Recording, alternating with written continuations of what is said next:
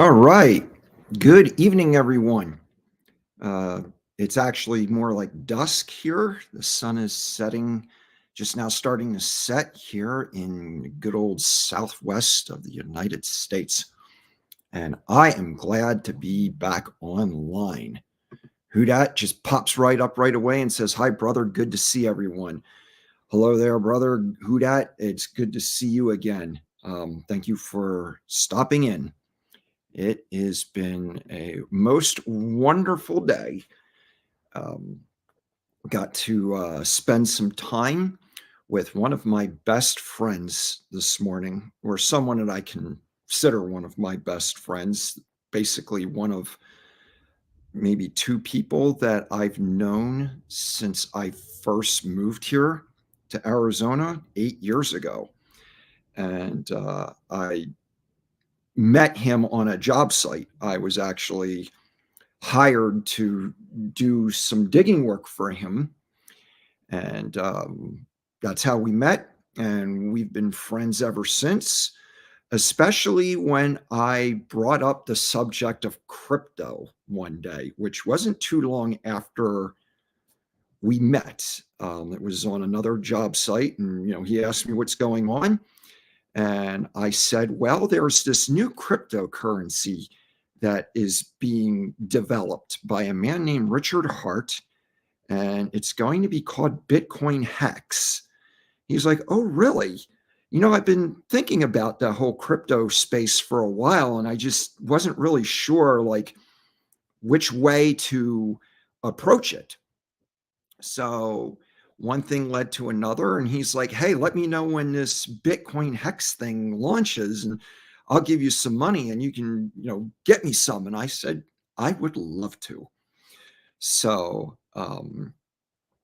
that is how my friend Ryan got introduced to Hex. Excuse me. And that has just done more to cement our friendship over the years. And he's a pulse chain validator, and he's got all this stuff going on. Him and his brother are very well involved with liquid loans and got a whole strategy going on there. And it's just awesome. I love seeing people succeed, seeing people prosper. And even though I consider him like one of my best friends, the fact is we don't talk a whole lot because he's got his own business, and uh, he's got a grandson that him and his wife are taking care of, and they got dogs, so it's like they got their whole life that they're managing. So we don't have as much time to spend together. But today was a day we got to visit, and it was great. And so that was one awesome thing that happened today. Another awesome thing is I met up with another person to help them use Coast to transfer some money into the network. And they got themselves, they increased their bag of PulseX. And again, we're just kind of sitting back, and he's telling me about his strategy going forward as far as what he wants to do with his portfolio. And if the bull market unfolds over the next year and a half, as a lot of the moon boys are saying, this person is going to do very well. And I hope he does very well because of just what he's been through over the course of his life and his age and his experience, and just getting to know him. I like seeing people who are not afraid to put in an honest day's work succeed and create real prosperity, rather than people just spending their whole life behind a screen and just chasing shiny objects and just doing the whole degen play. That really is a big turnoff to me. I couldn't imagine living that way. I got to get outside. I got to do real things. But so And then apart from all that, I had to participate in a committee meeting today because this organization, the new director of the organization made a decision with the agreement of the steering committee that this organization, we were doing away with all of its management positions and only having one person that would be responsible for executing any kind of disciplinary action. Because what happens is when you give too many people the title of manager and you're dealing with an environment that isn't a corporation, it's not a for-profit corporation. It's like people's egos kind of get out of hand and they think that being a manager entitles them to treating people in a certain way, to barking orders at them and just behaving in a way that has a tendency to publicly humiliate people. So we made decisions to do away with all those positions because the organization doesn't have that many people involved with it that requires more than one executor. And one of the people who was a manager in this structure wasn't very happy with that and has become increasingly uncooperative and just harassing and accusatorial. And we all had to meet today and make a decision on how to address this. And this kind of gets into um, the point that I wanted to make as part of this live stream this evening about the successful society, which anybody that watches these streams knows this is something that I keep coming back to because this is really the central subject that I am focused on because if people are not living a successful life, and what I mean by a successful life is their relationship to the laws of life, their relationship to um, their fellow humans, their relationship to their family and their extended society. Um, if people don't have that stability, then having, big bags of whatever isn't really going to improve your situation as much as you think it will or you would like it to. And one of the things that uh, has come to me recently about what characterizes a successful person is that successful people have options as far as how they respond to life. And when I say options, I'm not just talking about whether or not they want to wear white socks or black socks. I'm talking about how uh, the options that they have in responding to life.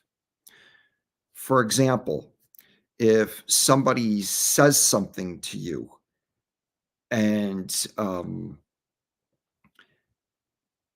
you don't like it, for example, uh, a person who is not successful, their only option is to take offense at what was said to them.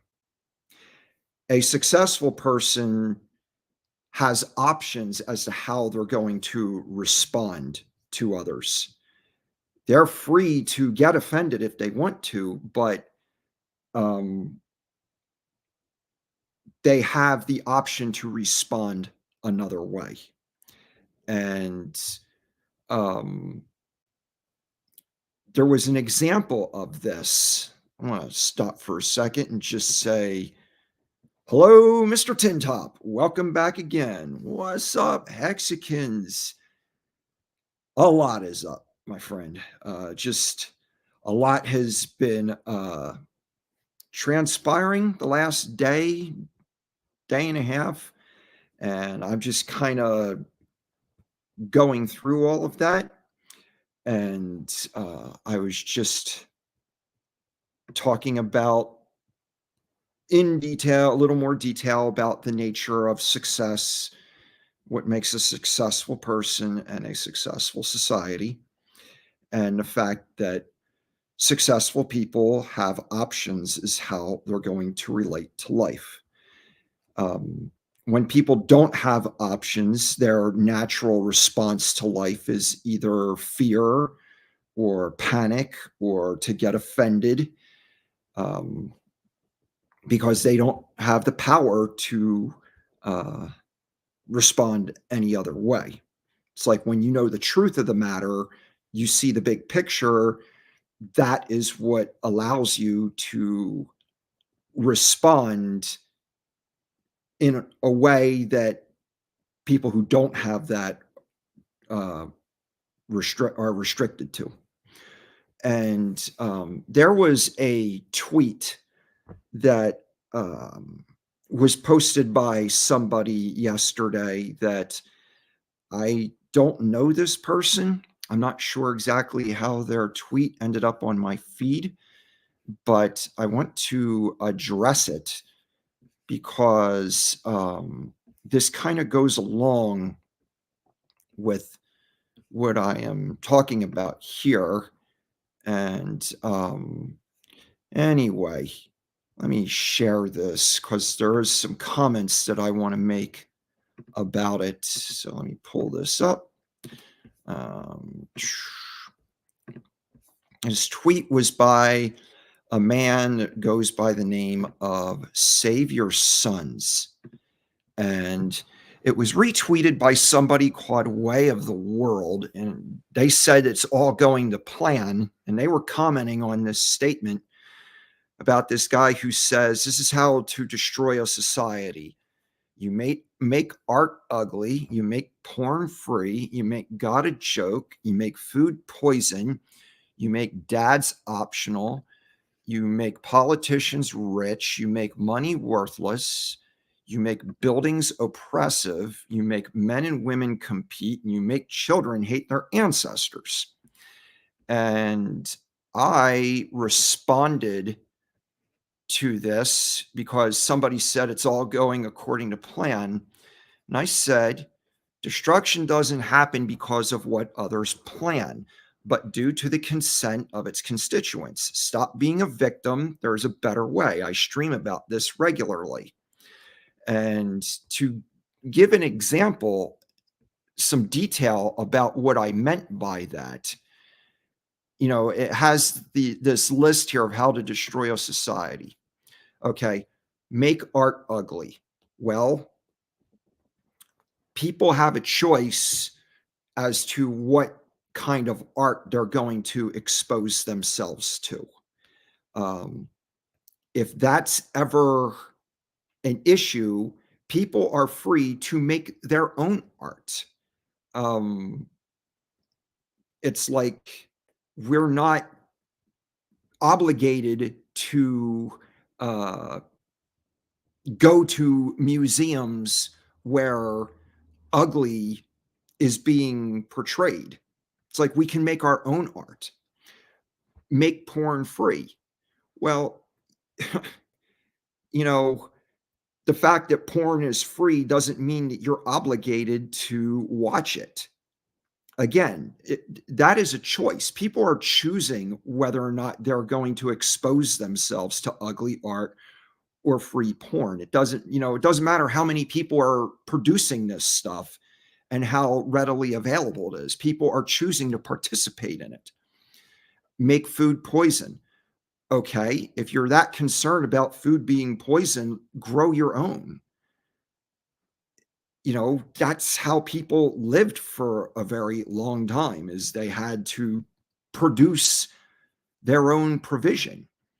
There's co-ops, there's local organic farmers, there's a lot more options out there. And even if, the mass producers of food are making it poisonous, well, that's just an opportunity to create a different market. I was having a discussion about this recently with someone regarding why things like French fries at a fast food place are cheaper than fresh fruit. Well, it's because people prefer to eat the French fries. So there's more of a market for them.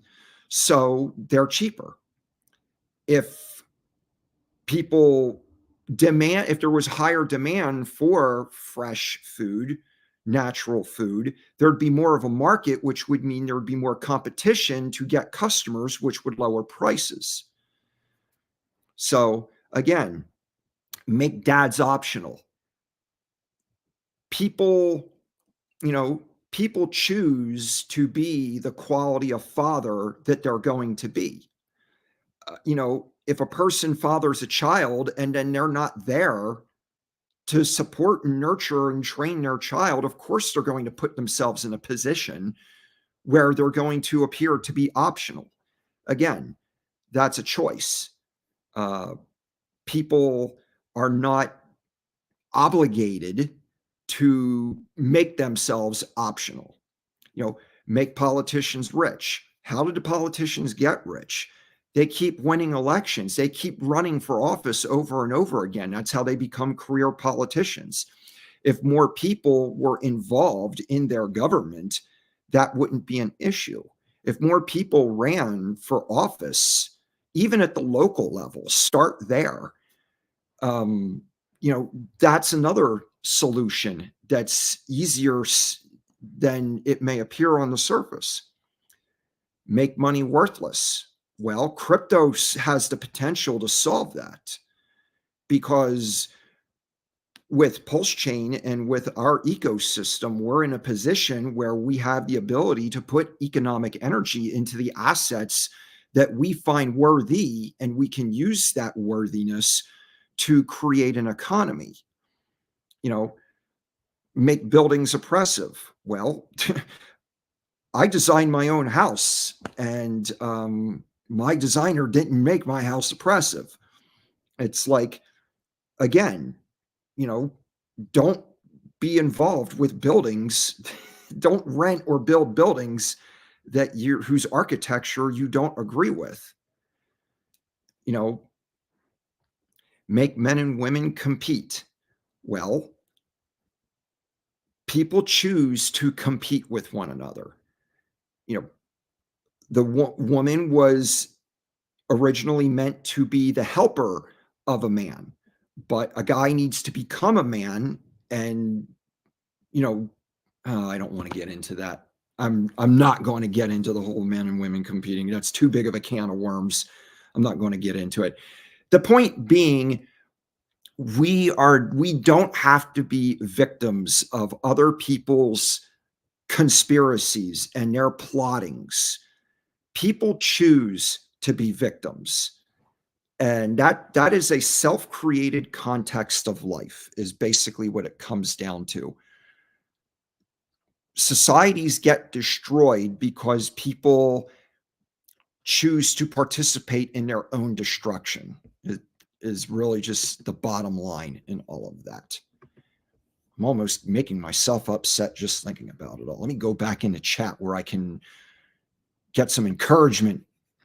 Tin Top says, I don't ever follow the drama on Twitter. I have an account to get airdrops and message people. That's about it. I'm pretty much running along that same line, especially since I started live streaming.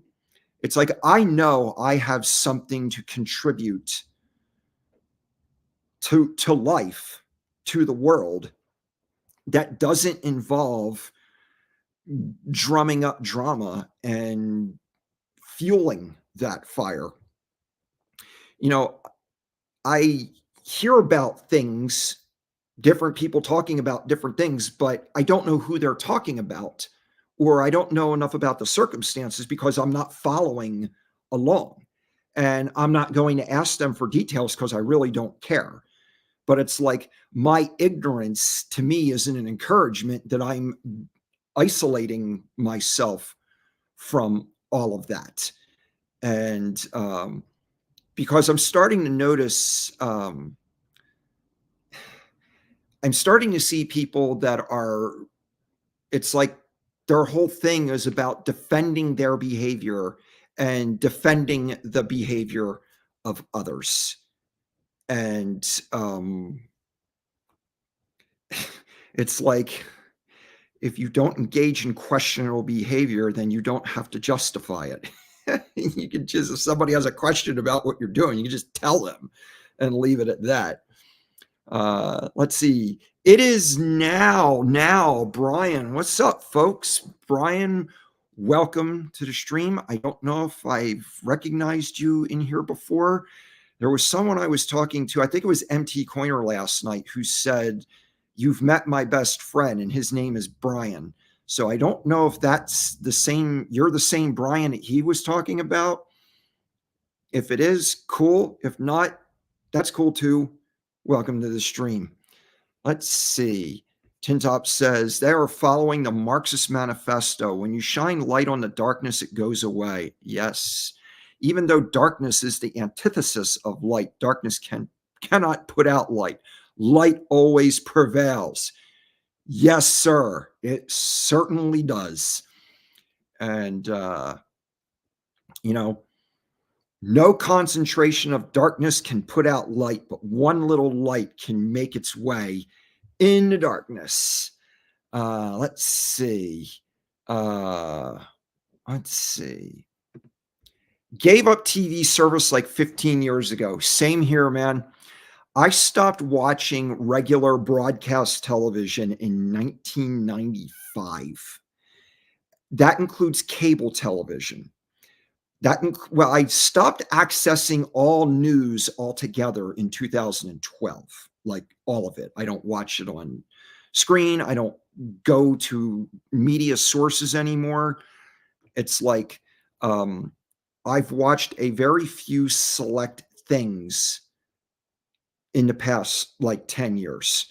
And if I watched those things, it was because I was on purpose to acquire some kind of information that thing I was led to believe contained. It wasn't because I'm into entertaining myself. I really don't need a lot of entertainment. It's like I've got too many productive things that I want to do with my time. I don't need to entertain myself. I can't imagine sitting around watching TV for hours on end. That would drive me insane. Let's see. I have not been here before, but yeah, Coiner is great. Yes, he is. We had a great talk the other night.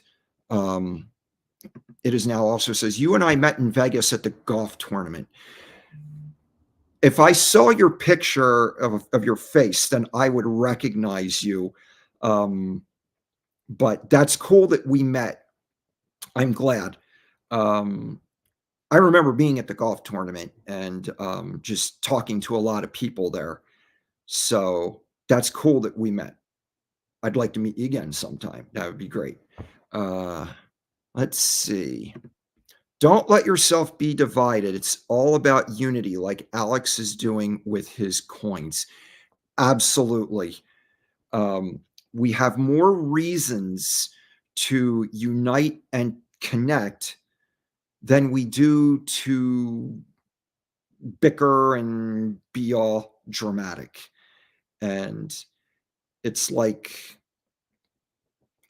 when you have a vision and you have a motive to accomplish something greater than your own self-satisfaction, that usually and ought to be enough of a reason to find like people that you can connect with. It's like you don't have to like everybody, but if if you don't like someone, just ignore them. You don't have to like publicly contend with them. It's like we're trying to onboard the world here, But speaking of Alex, man, I've heard a rumor, and I really want it to be true, but it's like I heard Alex is working on like this super contract that's like going to incorporate like Hedron, Icosa, COM, and like being able to stake eHex on Pulse Chain, like all in one gigantic package. And if that's doable, he's the guy to get it done. So I hope the rumor is true because that guy is a genius. And man, and he's been silent for a long time. So yeah, I really hope that that's what's going on because that would rock.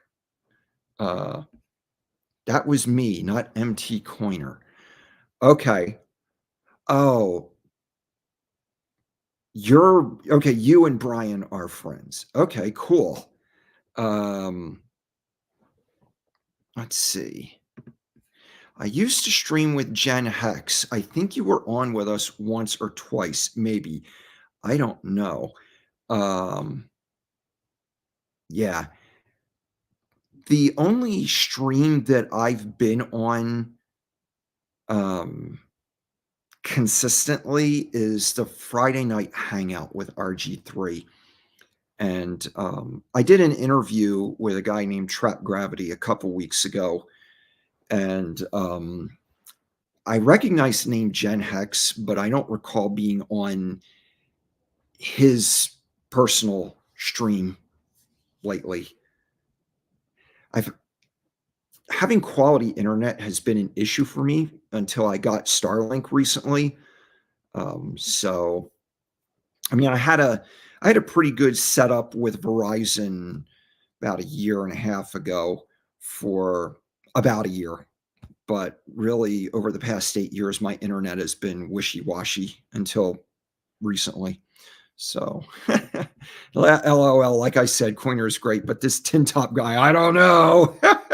Hey, man, the guy's got Boba Fett for his avatar. How bad can he be?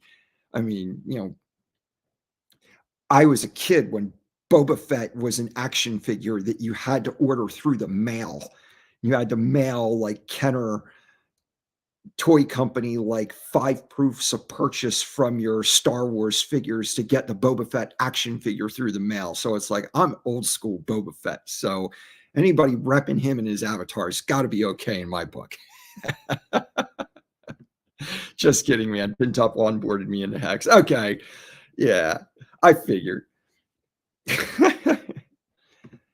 EHEX, let's go. Yeah, man. I'm still a big fan of EHEX. Like I said, EHEX was the only hex that there was, you know, just a little over a year ago. And my whole staking ladder was built based on my EHEX. So I plan on just using EHEX to accomplish the things that I built that staking ladder for. It's like my whole Pulse Chain portfolio, for the most part, has just been growing. I have not really sold a whole lot off of that. So yeah, let's go EHEX. Lols. I'm an acquired taste. My mommy says I'm special. When I was in elementary school, we had what was called special class. And the kids in special class were those that required a little bit of patience and understanding. So, yeah, when mommy says you're special, that could be interpreted a variety of ways. He's something else. I love that, Alex. Yeah, same too, man. Pulse Chain has the best devs. They are the ones setting the bar in DeFi. I feel like they're setting the bar in just the entire technology field. I mean, You compare that to some of the other stuff that's being developed, like in on the internet. You compare like what Pulse Chain devs are building compared to like some of this AI, this woke AI stuff, and just some of the nonsense that that's creating. I mean, what value is that providing to society at all? Compared to what our people are doing for our network. I mean, we are like building the Death Star here. We are literally going to annihilate the entire economy. It's like we are going to be a force to be reckoned with. This battle station will be the most ultimate power in the universe. If you know that quote, you know you're cool or old. Oh man, this is awesome. You know, it doesn't take a whole lot of participation on this stream for me to get going. I don't need 100 people on here with the chat going blah, blah, blah, like crazy, man. This is awesome. It's like when I hear AI and crypto, I think scam. Yeah, when I hear AI and crypto, I think, yeah. When I hear AI at all, I don't know about anybody else, but the very term artificial intelligence to me just sounds like just another synonym for stupidity. Like, I'm into genuine intelligence, not artificial intelligence. I like to use my brain. That's why I like to read. I like to accumulate information that is the product of the mind of other humans. You know, Artificial intelligence is really just random access information that is assembled in a way to represent content that may not even be correct. It's yeah. I'm not a big fan of AI. You will not see me show that stuff ever.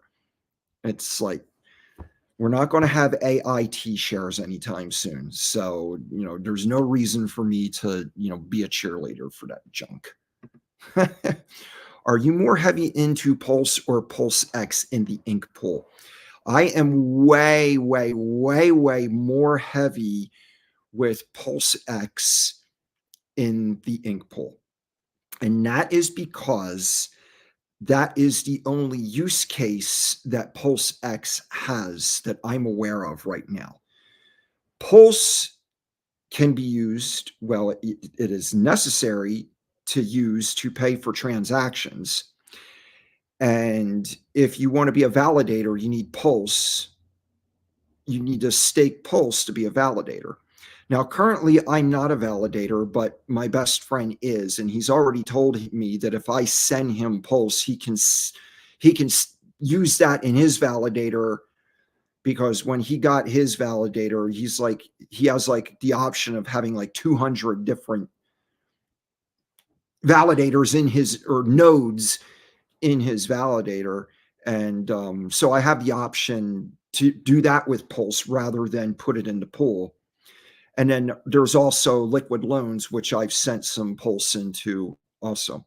So because Pulse has more use cases, my Pulse ink pair, I haven't been growing. I haven't been adding to that. I've been taking all of my ink that I harvest and I send it back in with PulseX to increase my ink payouts. And I'm going to continue to do that until I run out of PulseX. And then at that point, I'll take inventory on what I'm doing and go from there. So, do you ever get down to the valley, Tim? Yes, I do. I've gone, yeah, because I only live a little over 100 miles north of Phoenix. So I've gone down to the valley, like, I used to go down there quite regularly because I was doing meetups on Saturday nights, and I would just pick a place and anywhere in the state, really. So, yeah, I do get down to the valley. Not frequently, but I could go there frequently if I needed to. It's not that big of a deal. I drive a Tesla. It's nothing for me to get in my car and just go down there. As a matter of fact, I need to schedule a service appointment my with the Tesla service center down in the valley because one of the tires, the air pressure sensor needs to be either fixed or replaced or whatever. So I do need to schedule an appointment to get that done sometime. But yeah, as a matter of fact, I was in Tempe a few weeks ago to see a band called Dark Star Orchestra. So that was the last time I was down there. But yeah, I love having a reason to go to the valley. I lived there for 3 years when I lived in Arizona the first time. Then I moved out of the state, and now I'm back in the state. Advanced machine learning is not AI, no matter how sophisticated it becomes. Yeah. If you're referring to human beings learning how to program machines, if that's what you're referring to by advanced machine learning, then yeah, that's definitely not AI. AI is what the machines are producing to feed the minds of humans. That's how I relate to the subject, and that's why I'm not a big fan of it. Yeah, AI is a marketing term. Don't believe the hype. If you are acquainted with the song "Don't Believe the Hype," then we can be friends. Because the album that song came from was like one of the top albums my senior year in high school. Like everybody was banging that like all the time. And the title of that album is very that describes the Hex community. It takes a nation of millions to hold us back. That's how I feel about Hex. The gatekeeping isn't going to succeed. So, now that I'm caught up on the chat, I want to share a little something with everyone that I have been paying attention to for a couple of months now. I've been in their Telegram room. There is a product that is, it looks like its launch is imminent. There is, I think it's under its final audit, and they may even be testing it on a test net. But there is a product that is about to be released that I am very excited to see succeed. Assuming it passes its audits and it functions as it was designed. I think this thing is going to be awesome. And you may have heard, we all know about what Liquid Loans is. It's basically an opportunity to use Pulse as a means of pegging a dollar stablecoin. Now, there's this outfit called Power City, and they're working on a similar protocol that does for PulseX what Liquid Loans does for Pulse, and that is use the asset to serve as a peg for a dollar stable coin. And then you have another token along with that to serve as an incentive. Well, there is a new product that is on the verge of being released. And one of the reasons I'm speaking about this publicly is one of the people who's involved in the development of this recently followed me on Twitter. And that's a big deal to me because, as I've said before, I'm not the type of person to simp for followers. If I'm going to do a live stream and if I'm going to have social media accounts and people are going to connect with me, I want them to connect with me because I earned their attention and because I earned their respect. I hate asking people to follow me. It's like I'm even reluctant to ask people to come on and watch my live stream. I put my notice out on Twitter and that's it. I don't go into everybody's Telegram and beg them to come on. But anyway, one of the developers behind this product recently followed me on Twitter. And this is one of the reasons I want to talk about this product here on this live stream, because I believe this is going to be explosive when it launches. Granted, it runs as it's designed. But the name of the product, and I'm going to pull up their white paper. I was just going to pull up the, hang on here. Let's see. They have multiple pinned messages. So, okay, let's see. Oh, I think they got a website here. Bear with me for a moment. Okay, yes, they do have a website. So I want to share their website with you. And oh, hang on. Here it is. There is a product that is about to be released called Hex One. And just like Liquid Loans, Hex One is designed to allow people to mint a dollar stable coin in conjunction with a dollar's worth of Hex. And so basically, it's an opportunity to earn yield by holding a stable coin. So not only do we have a program that allows you to mint a stable coin that is backed by Pulse, now we have something that is imminent to be released that will allow you to mint a stable coin based on your Hex. So that way you don't have to sell Hex, just like you don't have to sell Pulse. You can mint the stable coin and use that instead. And I'm just personally really excited about this. And it's really cool that the person that's behind this seems to have a pretty good relationship with Johnny Sachs based on my observation of a conversation that they had on Twitter today. And anybody that's been on these live streams with me knows how fond I am of Johnny Sachs and The Secret Weapon.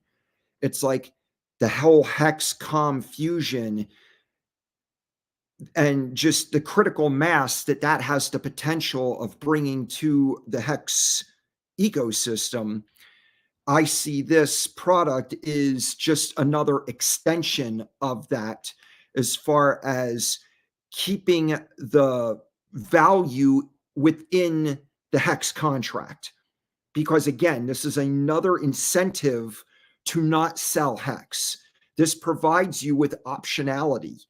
So I'm so pumped about this. And based on their Telegram, what they've been saying in Telegram is that this is set to launch sometime in March. So we're coming up on the end of February here next week. So yeah, I am super pumped about this. I really want this program to succeed. I think it would be awesome. So Flavor Flav, absolutely. That's who I was making reference to earlier. And it's interesting. I think it was Maddie Allen subscribed. There's this website where you can have celebrities do a cameo. You basically pay them, and they'll, say a script that you can give them. And somebody, I'm pretty sure it was Maddie Allen, he basically hired Flavor Flav to give a shout out to Richard Hart, like publicly through this web service. It was really funny. He's like, yeah, where's your strength, G? Richard Hart's the man.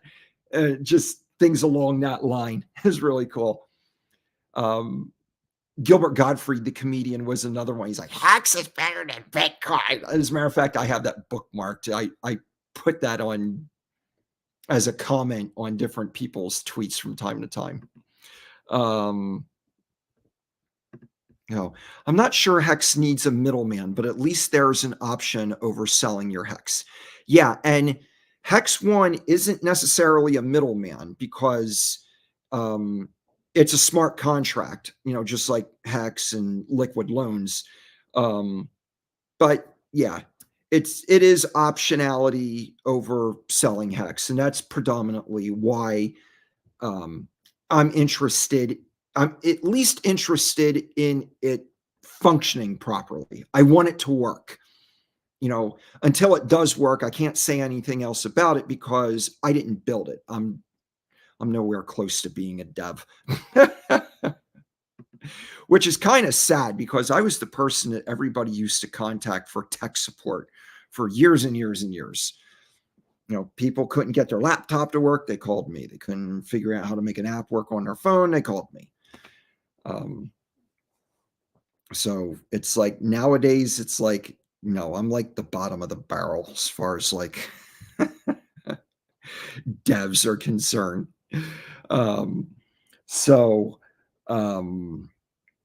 Yeah. So that is a product that I wanted to give a big shout out to. Mainly because, like I said, I observed a conversation between one of their devs and Johnny Sachs today that was just mutually beneficial. And also this dev followed me on Twitter. So all that combined just motivated me to want to say something publicly, in their behalf. So another thing that I would like to say, let's see.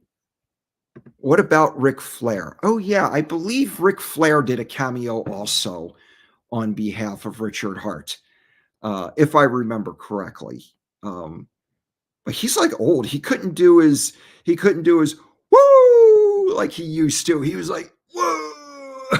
He's like struggling to get it out. Yeah, shouting out Richard Hart. I thought I saw that cameo. I'm pretty sure I did.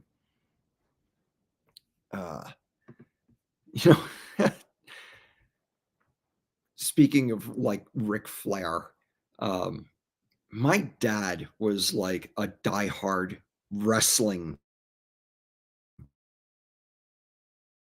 It's interesting that John Cena has been following a bunch of Hexicans recently because my dad liked John Cena. And, my dad turned me on to pro wrestling when I was a little kid. And I was like, I thought it was as real as a heart attack for like years because my dad never told me it was fake, even though my dad knew it was fake from the beginning. Because later in life, he told me about an event that happened in Philadelphia where my dad won some kind of contest where he was allowed to get into the ring with his favorite wrestler and, wrestle the guy. So my dad got into a fight with a wrestler named Haystack Calhoun. And my dad was telling me, he's like, yeah, what I'm going to do is I'm going to throw you against the ropes and you're going to come back and I'm going to pick you up over my head and I'm going to body slam you. And, my dad just went along with it. And so it's like my dad knew from the beginning that it was fake. But he loved it. He was into it his entire life. And he turned me on to it. But my dad never told me it was fake. It's like I had to find out the hard way by having people at school make fun of me for believing that it was real. And finally, I'm like confronting my dad. I'm like, Dad, what the hell is going on here? And my dad finally confessed to me that, yeah, it's all fake. And I was like, why didn't you tell me this? I mean, some of the emotional turmoil that I went through, watching some of my favorite wrestlers lose their title, only to find out that it was all staged anyway. It was like, But then to find out, my dad never gave it up. It's like until the day he died, it was like one of his favorite things was to watch pro wrestling. I'm like, Dad, how can you spend time, absorbing this stuff, knowing that it's all fake? And my dad would just laugh it off like it was no big deal. But whatever, man. Oh, I tell you. Um, but then again, some of the drama that we see breaking out on Twitter between some people, it's like, to me, that's no different than pro wrestling. It's like, it's just as insubstantial. So, to get into something that is substantial, though, I want to get around to the Hexagon of the Day award because I've already been online now for almost an hour and it's gone by really quick. So before I get into anything else, I do want to talk about the person that before I get into that, okay. Tin Top's like, oh, Tim, I've got some bad news about Santa Claus. Glad you're saying that.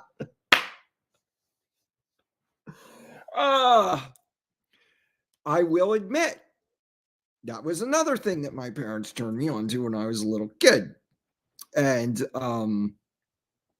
I had to confront my parents about this because they never told me. I had to find out from another source, which was my cousin, that, yeah, dude, I saw your mom buying your Christmas presents at the mall the other day. I was there with my mom and, I saw what she was buying, dude. And it's like, yeah. And I'm just like, no way. I don't remember. I mean, I was fairly young. It's not like I was 17 or anything. I mean, I was still like, 9 or 10 years old or whatever. But it's like, oh, so I ended up having to confront my mother about this because my parents didn't tell me. It's like I had to find out. So, Tin Top, I've spared you the necessity of having to, break the shatter the matrix for me. Oh man. Yeah. But there are other narratives that people carry into their adult life that aren't true, that are, just as superstitious as Santa Claus, but they don't see it as such because it doesn't revolve around a mythical person, but the narrative is just as, false as that. But I'm not going to start controversy now. I'll save that for a better time. I've already been going on for an hour, so I don't want to give myself a reason to be here all night. I'll give myself a reason to be here all day or all night another day. Katie P, she is something. She's beauty and brains and fearless. Yeah, I like Katie. She is definitely someone who's very smart and, attractive women who are intelligent. Man, you put those two characteristics together and it's like, you have my attention. I'll put it to you that way. And you have my respect also. So, yeah, I am thankful that she's part of our community. I'll put it to you that way. There are so many ladies, hex ladies, pulse ladies that I respect for one reason or another that I'm just so thankful for that we have as much of a female presence as we do. As a matter of fact, the Hexagon of the Day award that I'm going to present is going to be to the first female recipient. I've been thinking about this for at least the last 3 days. Everybody that I've highlighted as the Hexagon of the Day so far has been a male. And it's like, I really need to get away from the sausage factory and acknowledge a female because, you know, as someone who's been around the crypto space as long as I have, this is a male nerd geek dominated space. Hex is really the first crypto that has organically created you know, a substantial female audience. And I've been saying since day one, we need someone who does for Hex what Joe Montana did for the NFL. And that is that Joe Montana, more than any other player, has done more to attract a female audience to that space than anybody, as far as I can tell. If somebody has another player that they feel did more to turn their thing onto a female audience, okay. But we need someone in Hex that will attract a gigantic female population. Because once all the soccer moms are on board, that's it. That's the thing that will send our assets to the moon, is attracting, the female population. And like I said, we've got a good start going as far as crypto is concerned. We have a bigger female participation than any other crypto that I'm aware of. And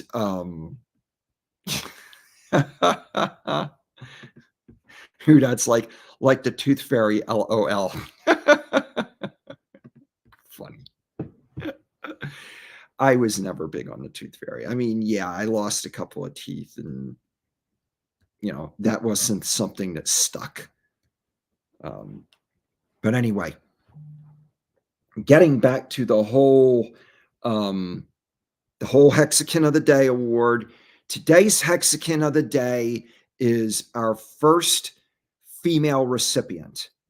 And I really had to think about this for a little while, because there is a person in Hex that is like one of my best friends. And she's definitely like my best female friend in the Hex space. And I kind of felt obligated to give the Hexagon of the Day award to her. But she's not someone who's been around since the beginning. And she's not, she doesn't have as many T-shares as the person that I'm giving this award to. And so it was kind of I was really struggling with this, because it's like, I want to give the award based on principle and not based on my personal preference.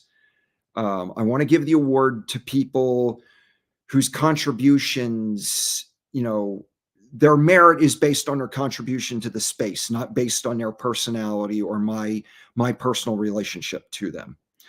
So that's how it's been so far, and I'm going to keep it that way. So let's see. Tintop says something here that I want to acknowledge. There's a woman from TradeFi that started a charity token on ETH. I've been trying to onboard her in the Pulse chain because her community has copies. She shares Richard Hart's ethos called Seed Gives. That's a very noble endeavor. That sounds like something that I would, if there's something that I can do to help you in that regard, I would definitely do that. Okay. Her name is Rachel Cook. I will probably make a note of that and look her up and see if there's a way that I can contact her to kind of throw in, my 2 Hex, as far as, the benefits of her looking into Pulse Chain and looking into her free copies, because I was a big supporter of a crypto called Mana a couple years ago, which was a crypto that was designed to serve as a form of universal basic income to its recipients. It never really took off, but I like the idea of, you know, using a crypto to serve as a form of income for people who don't have any. So, people can get into a big economics argument about UBI. You know, I'm not as opposed to it as some people may be. Um, but anyway, yeah, definitely. She's got short videos on YouTube and TikTok. Okay. I will look into that because, yeah, that sounds like something that's up my alley that I could probably, connect with her on the level of principle and not just, shilling. Who dat says Whitney Magic? No, it's not her, even though I appreciate her contributions to the space. She's someone who would definitely be on the list of a recipient for the Hexagon of the Day, but that's not who I'm giving the award to today. But like I said, Whitney Magic is someone who is definitely uh, someone that would be on the list. Her and Whitney Magic seem like they would be fast friends. That's cool. I'm well acquainted with Whitney. Her content, I'm well aware of the things that she's talking about, and I do have a certain degree of regard for Whitney. So I think she's going to be in Vegas, and she would just be one more reason for me to want to go to Vegas as someone that I would like to meet and just, say hello to and just, let her know face to face that I appreciate her contributions. But the person that I would like to acknowledge as the Hexagon of the Day is someone that now I have to assume that this is a female. This person has never made an appearance on stream, and she's never shown her face, and she hasn't been to any public events that I know of. I haven't met her in public. I'm only going on the assumption that this person is female because of what is on her Twitter profile. And her Twitter profile hasn't changed since the beginning. Like, her avatar's been the same for years, and it's a female avatar. And yeah, I'm going on the assumption that this is a female. Whether it is or not, this person is entitled to the Hexagon of the Day award because this person's been around since day one, and this person has not been distracted from Hex. As a matter of fact, she has spoken out against things that are a knockoff of Hex, and she has, counseled people don't get distracted. So, and her and I have talked, through Twitter periodically. She follows me. She's liked some of my content. And the fact of the matter is, this person is someone who is she has shown not her wallet address, but she has shown like the value of her wallet on occasion, as far as like how many T-shares she has and how many Hex she has. So she's made it public that she is a shark in Hex, and she's like a big shark. So that's another reason I'm presenting her with the Hexagon of the Day award, because she is someone who is, she may not be very vocal, but she's someone who's there, who's got a lot of T-shares and is doing her part to, provide support for the value of Hex.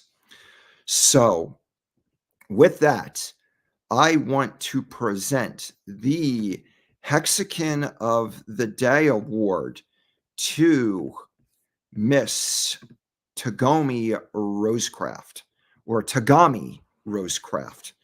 I'm not even sure how to pronounce her name. I think it's Tagami. Um, but this is the hexagon of the day that I want to share uh, with everybody because, as I said, this is someone who is a big, big hexagon. And yeah, and that avatar of hers, I remember when somebody was first making those avatars, and it's like all you had to do was send this person a picture of yourself, and they would put that picture with that background and with the word hex going across the bottom. I had one of those myself at the beginning, or at least when the person was making those, and that was my avatar for like a year or so. So I just want to say, big shout out to Tagami Rosecraft for her contributions to the space, and just say congratulations to her for being just an awesome all around hexagon. So that is the Hexagon of the Day award. So that's that. And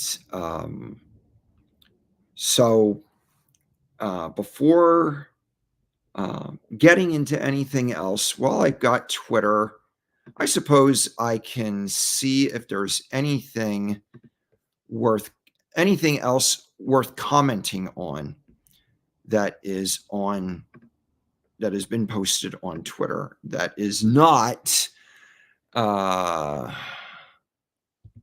let's see, that is not drama, that is worth commenting on. Let's see.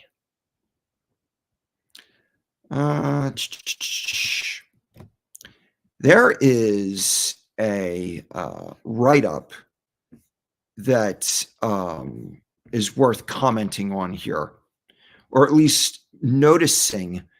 All right. Before I get into that, Sandy says, please don't comment on my post. Ha ha. Okay. I don't know if you're being sarcastic, Sandy, but I did like your post because you did bring it to my attention by way of a direct message. So I did like it. And if you're referring to your workout post, if you're serious about me not commenting on it, then I won't. But I will say that I appreciate Sandy's support of me. Sandy and I have talked, personally from time to time. And I'll just say I appreciate Sandy's contributions to this space. And Sandy is definitely somebody that is on the docket of somebody who will eventually be regarded as the hexagon of the day, unless she begs me to not make her the hexagon of the day, because Sandy, she tells me that she's shy. I don't know how much I buy that, but I just appreciate everything about Sandy. And I'm looking forward to the day that Sandy and I can meet in person. She's told me that she's a Las Vegas-y type of person and she goes there periodically. So, I'm looking forward to the day where, I meet up with Sandy in Vegas, and, whatever happens in Vegas stays in Vegas. So, yes, she says, I am very shy. Okay. I'm going to respect that. So I'm not going to dox any of the personal conversation that Sandy and I have had in the past, out of respect for her shyness. But the bottom line is I do respect Sandy, and I'm not going to make her any more public than she approves of. I'll leave it at that. Um, I only lasted 2 days into the push-up challenge. I didn't even know there was a push-up challenge. I did a planking challenge for a while, and, wow, planking is very demanding if you know what planking is, it's holding a certain body position on your elbows and your toes, and you make two fists and you hold your body in a certain way. It's holding a certain position on the floor. And that's a lot more demanding than I realized when I first started doing that. And wow. So, um, let's see. She said she would be on Gen Hex for her first stream. I did not know that. If she is, I'd like advance notice from somebody because I'd at least like to hear the tone of what does her voice sound like, if nothing else. She has shown me enough of her face that I kind of know what her face looks like. Um, but I'd like to be able to hear a voice that I can put with the pictures of her face that she has shared me that I have not shared with anybody else. So, you know, there are people that I have pictures of that I have never doxed their pictures because I respect them and I respect their privacy. And as a matter of fact, one of the people that I've have had a picture with is Wales Only. I met him in person and he gave me permission to take his picture, him and I together, along with Axis Alive back when Axis was, not showing his face online. And I have honored that request ever since. So, anyway, uh, Tim, we are on day 22. In relationship to what? I don't know. Um, but okay. We're on day 22. Planking challenge coming up in a few months. Yeah. Uh, Tim, I did 2 speaking voices for SciVive. I did not know that. If you could be so kind as to DM me links to those speaking videos so I could hear what you sound like, that would be awesome. Okay. Push-up challenge. Okay, I'm assuming you're on day 22 of the push-up challenge. Honestly, I get enough of a workout moving dirt and rocks around on my property pretty much every day and for like hours. Like um like ever since last January, like I would literally go out to my property with a shovel and move dirt and rocks around for like consistently for like 8 hours. If I stopped for lunch, it wasn't for very long. And so I am definitely getting my share of a workout. And I'm telling you, there ain't nothing like moving dirt and rocks around in this Arizona sun in the middle of summer in 100+ degree weather, no shade. And it's just me and a gallon of water and a roll of paper towels to wipe my sweat off of. And there was like some days where I went through like almost an entire roll of paper towels. I was sweating that profusely. So I'm down with physical challenges and exercise and stuff. So even if I'm not participating in the push-up challenge, I'm getting my fair share of workout in, I can assure you. And I like it. It keeps you young. It keeps you vigorous. Yeah, I like it. So, fingertip push challenge would be tough. Yeah, I can see that. You need the Hexcavator. Yes, I am here. I am the Hexcavator. I am here for the challenge. You know, if I'm not moving dirt around on my property, like I said at the beginning of this stream, I have one of my best friends here is a plumber, and he hires me from time to time to dig up water lines. And as a matter of fact, I was doing some digging for him this morning. And it was kind of funny. He told me that he was going to pay me more to do that because he raised his rates for his clients. So he said, "Congratulations, you got a raise." And I'm like, "Really?" He's like, "How much was I paying you before?" And I told him. He's like, "Yeah, he kicked it up $5 an hour." I'm like, "Wow." I'm like, "You're paying me more than I pay myself to dig." I'm like, "Are you hiring?" Oh man. So yeah, I like to dig. And I forgot to ask him. Oh man.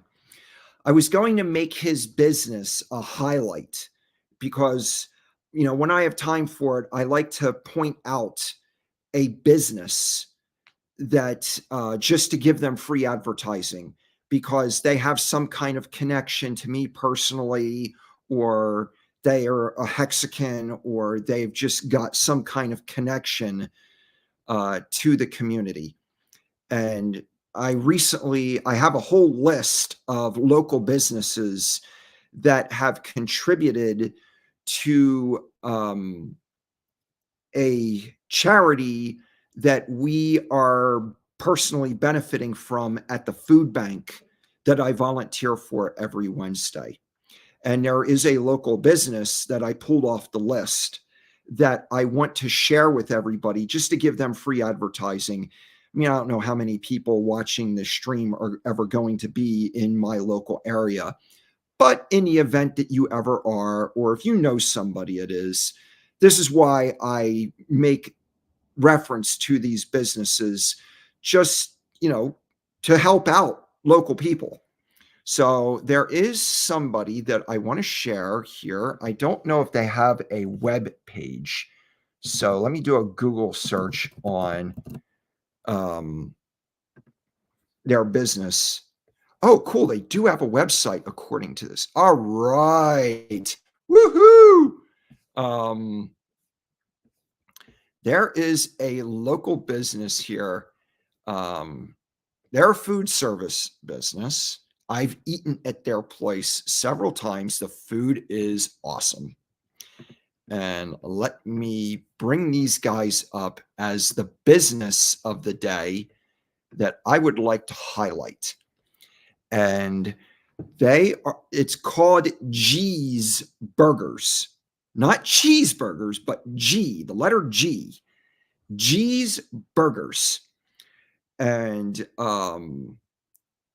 this business, they recently contributed something to the charity organization that our food bank has received some kind of funding or some kind of benefit from. So I wanted to give a shout out to these guys. If you're ever here in Yavapai County, Arizona, if you're ever visiting Sedona or just anywhere in the central, we live in a part of the state called the Verde Valley. If you're ever in this area, you want to go and grab some great food. G's Burgers is awesome. That you walk in the place and you know, it's all this wood grain interior. The inside of the building looks like it's from the 1800s. It's kind of has that motif.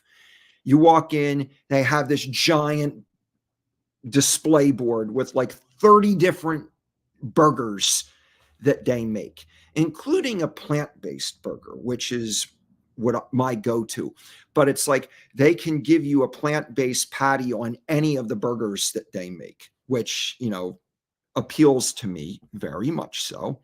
But this is their website. And if you scroll down, it gives you the backstory to how they got started and what they've got going on now. And here's a bunch of pictures from their location inside and out. Yeah, they just got they got some merch available. Yeah, their fries are off the hook. It's just great place. I can't recommend them enough. Like I said, I've eaten there numerous times, and I love it. And you go in there, the people that are there are usually locals, just a friendly environment. Every time I've gone there, the staff are really friendly. I've never felt any kind of hostility when I've gone in there. Great family place. Um, even though they serve alcohol, I've never been in there and felt like, this is not the right environment to bring your family. I've never felt that way. So, um, it's just great people, great place, great food. Just really thankful for their contribution to our food bank also. So it is now, Brian says, plant-based for life. Amen, brother. I have been plant-based.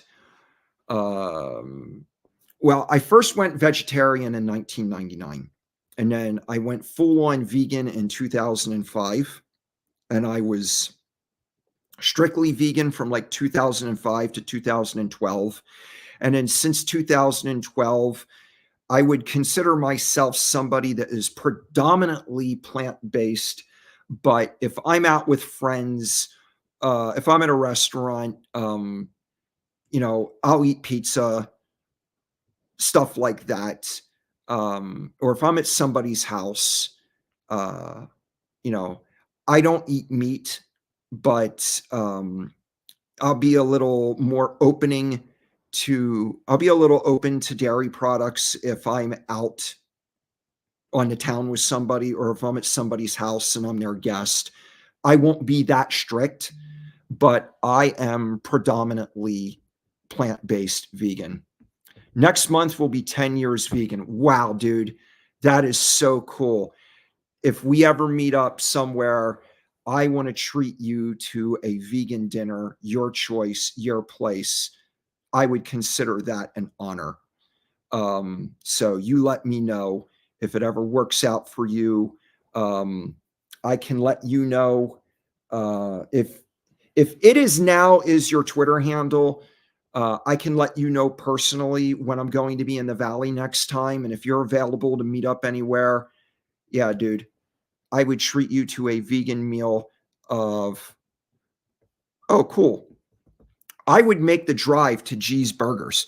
Wow, dude, if you want to do that sometime, let me know. Um, my DMs are open on Twitter. My handle, if you just type in Timothy Benjamin in the search bar, it'll pull up my name. My direct at is TB Dunamis, TBDUNAMIS. The word dunamis is the Greek word for where we get the English word dynamite. Long story behind that, but I used to go by the name of Dunamis for several years. That's how I introduced myself to people for a long time. Instead of going by the name of Tim, which is my legal name, I used to go by the name Dunamis. So that's why TB Dunamis is my Twitter handle. But yeah, I'm also on Telegram. If you just type in Tim Benjamin in Telegram, you can get my ID. Let me know whenever, if you want to come up here to Cornville to G's Burgers. Yeah. Oh, cool. I just checked. I already follow you. LOL. Cool. Yeah. If you want to come up on a Saturday, I'm not available on Saturday afternoon, but Saturday evening for like dinner time. Yeah, that would work. And yeah, let me know what works for you and we can make it work. Did I hear burgers? Yes, you did. G's Burgers in Cornville, Arizona. Cornville, Arizona. Tin Top coming for the ride? I think we got a meetup coming together, people. Uh, yeah, that would be awesome. Let's see. Uh, I think they're open. Yeah, they're open on Sunday. If you guys want to do a weekend meetup, they're open from 11 to 6 on Sunday. I have all day Sundays available. Um, Now this Sunday I'm meeting up with some people in Prescott. Um, so I wouldn't be available this Sunday, but I have all day Sunday available. Um, but yeah, let's schedule a meetup. Let's do something. I'll put a notice out in the Telegram in my Telegram for Arizona meetups and see if anybody else is willing to join in. But if not, man, I'd love to hang out with you two. That would rock. Sandy Beach says, okay, Tim, I sent you the 2 quotes by way of DM. Don't laugh at my voice. Ha ha. Well, let's see. Google says 2 hours from Fountain Hills. Really? I would think it wouldn't be that long. I mean, now granted, Fountain Hills is way east. So depending on where you are in Fountain Hills, I mean, if it takes you like a half an hour or more to get to the 101 loop, then I can see it being a 2-hour drive. But if you're close to the 101 loop, I mean, it's just 101 to I-17, and then you get off at the Cornville exit, which is basically the exit to get to my house. And it's like, I mean, it's like Cornville is 9 miles from that exit. Okay, yeah, the 101 is about 20 minutes. Okay, so that's why it's going to take you 2 hours, because it's going to take you 20 minutes to get to the 101. Once you get to the 101, it's only like it shouldn't be more than 100 miles. It should be less than that, actually. But yeah, still, it's an easy drive, especially if you got cruise control. It's not a big deal.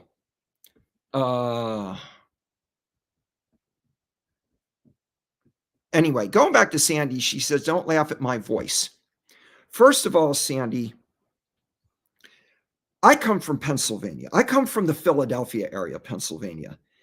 And if you listen to the accent of some people from that part of the country, excuse me, or people from northern New Jersey, I remember hearing somebody talk on a radio show about a survey that was done for like the most turn off accents in the entire country. And I come from the part of the country where we are number one as far as turnoffs of accents is concerned.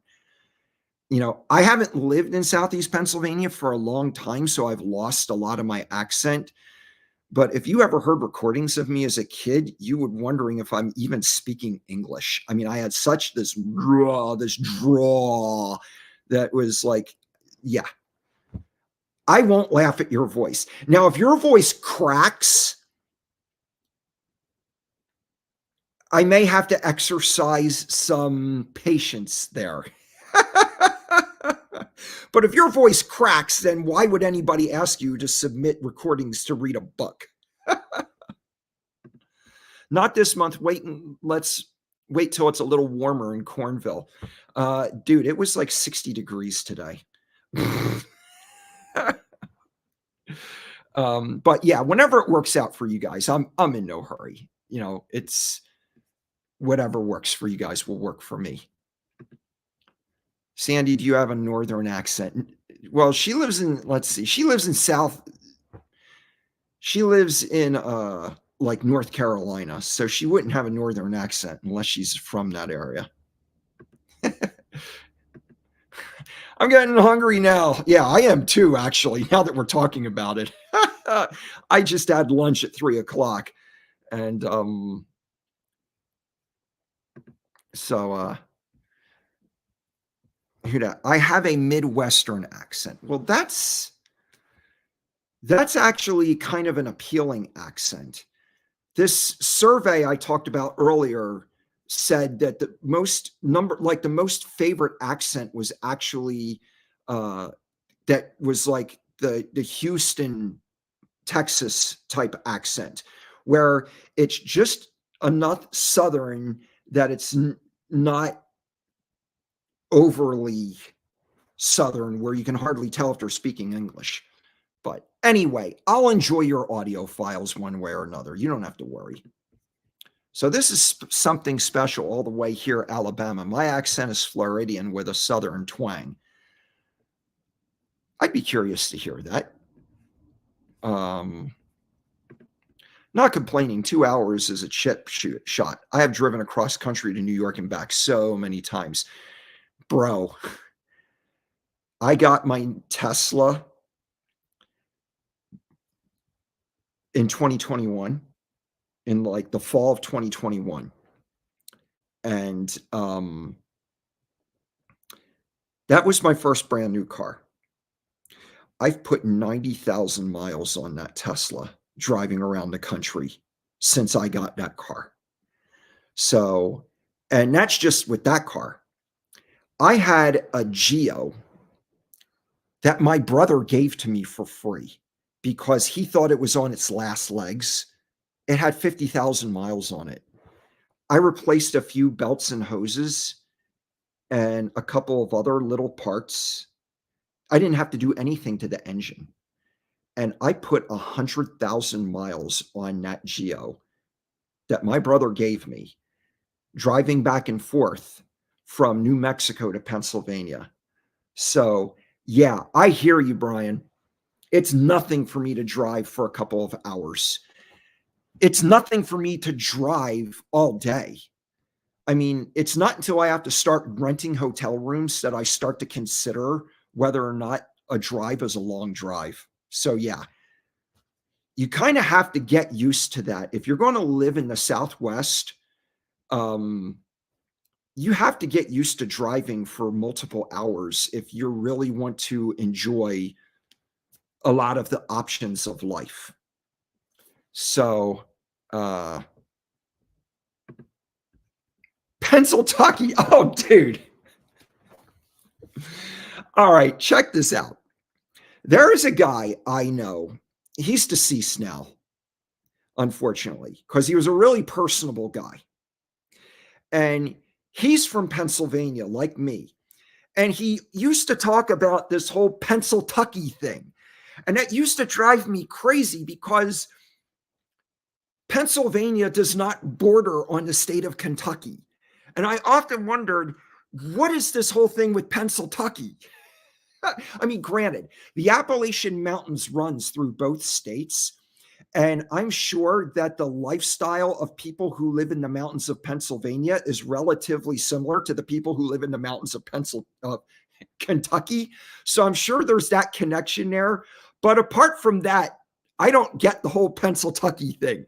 And he's the only person I ever known in my entire life that made reference to that until you just posted that in the chat just now. So it reminds me of him. Pennsylvania. I'm from the Philadelphia area, for the record.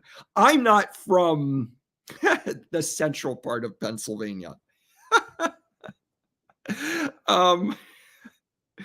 As a matter of fact, there was a saying from my hometown.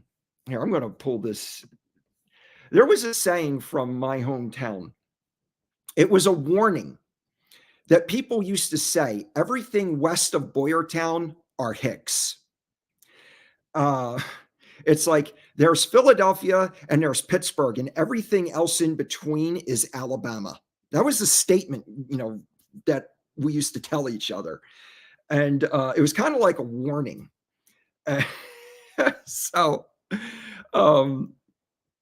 anyway, Sandy's like, haha, no, it doesn't crack. I went to school in Pittsburgh. I guess so. You spelled school with a K. You've told me that before. Hexagon Greenhorns, like Hexagons, good evening. I hope all are doing well. Good to see you, Tim. Hexagon Greenhorn, I don't know how long you've been in on this live stream, but we've been having a very lively discussion about life, and it's been going very well. The last 2 days have been very well. I didn't get to stream yesterday. I was just too tired. I woke up at 5:30 in the morning. I went to bed early, so I just didn't stream. Sorry, but anyway, life is awesome. It's great. I'm glad. I don't know how long you've been on here, but it's been going good. It's been a good stream. I've been on here for over an hour, and I haven't had to make up excuses and use Twitter as a crutch to stay online. Brian says, I drove a cab in New York for the 90s too. Bro, you're brave, man. Dude, I've been to New York City. I've only been to New York City a couple times. The first time was a class trip in the early 80s when I was in 6th grade. We rented a bus. We went to the World Trade Center. We went to the Empire State Building. We went to the Statue of Liberty. We did this whole tour of New York in one day. It's amazing we did as many things as we did. And that was the first time. The second time was in the 1990s. I went with a friend who had an extra ticket to see the Grateful Dead at Madison Square Garden, and she invited me to go. So maybe you were one of the cab drivers that I had to like, dude, I'm sure you know this, but when that concert was over and we were leaving Madison Square Garden, we were walking down this flight of steps and I can overlook this intersection. And the taxi cabs it was like a racetrack, yo. It's like, man, you do not cross the street in New York when that light is red. You wait until it's green and you make sure to look both ways or you're going to be road pizza because those cab drivers are like, they're out for blood, man. So that's my experience with taxi cabs in the 90s in New York. On another note, when I was in New York for that Dead concert in the 90s, this was like 1991. And it was kind of cool. We had to park. We parked in this parking lot that was like in this neighborhood. And I was just walking around like the neighborhood. And I noticed there was this family that were locked out of their car. And they had a coat hanger trying to get in.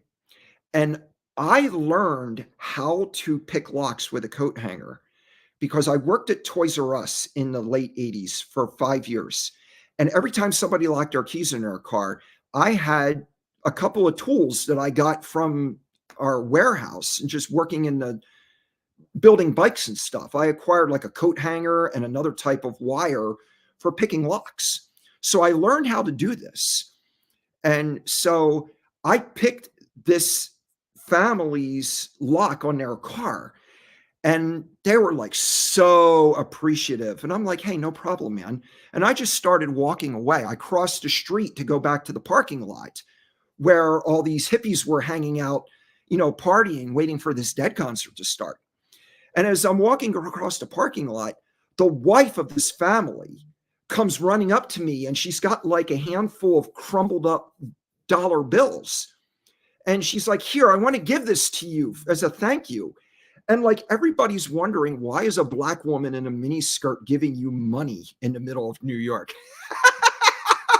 And I'm just like, man, chicks dig me. What can I say, yo? But that was my experience in New York in the 90s. And then my third experience in New York was to visit a Hexagon when I was back east last year. But that's cool that you drove cab in New York in the 90s. That is wild.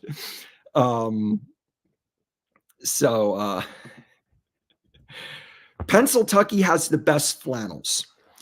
Yeah, as a matter of fact, there is a company that manufactures flannel shirts in Pennsylvania.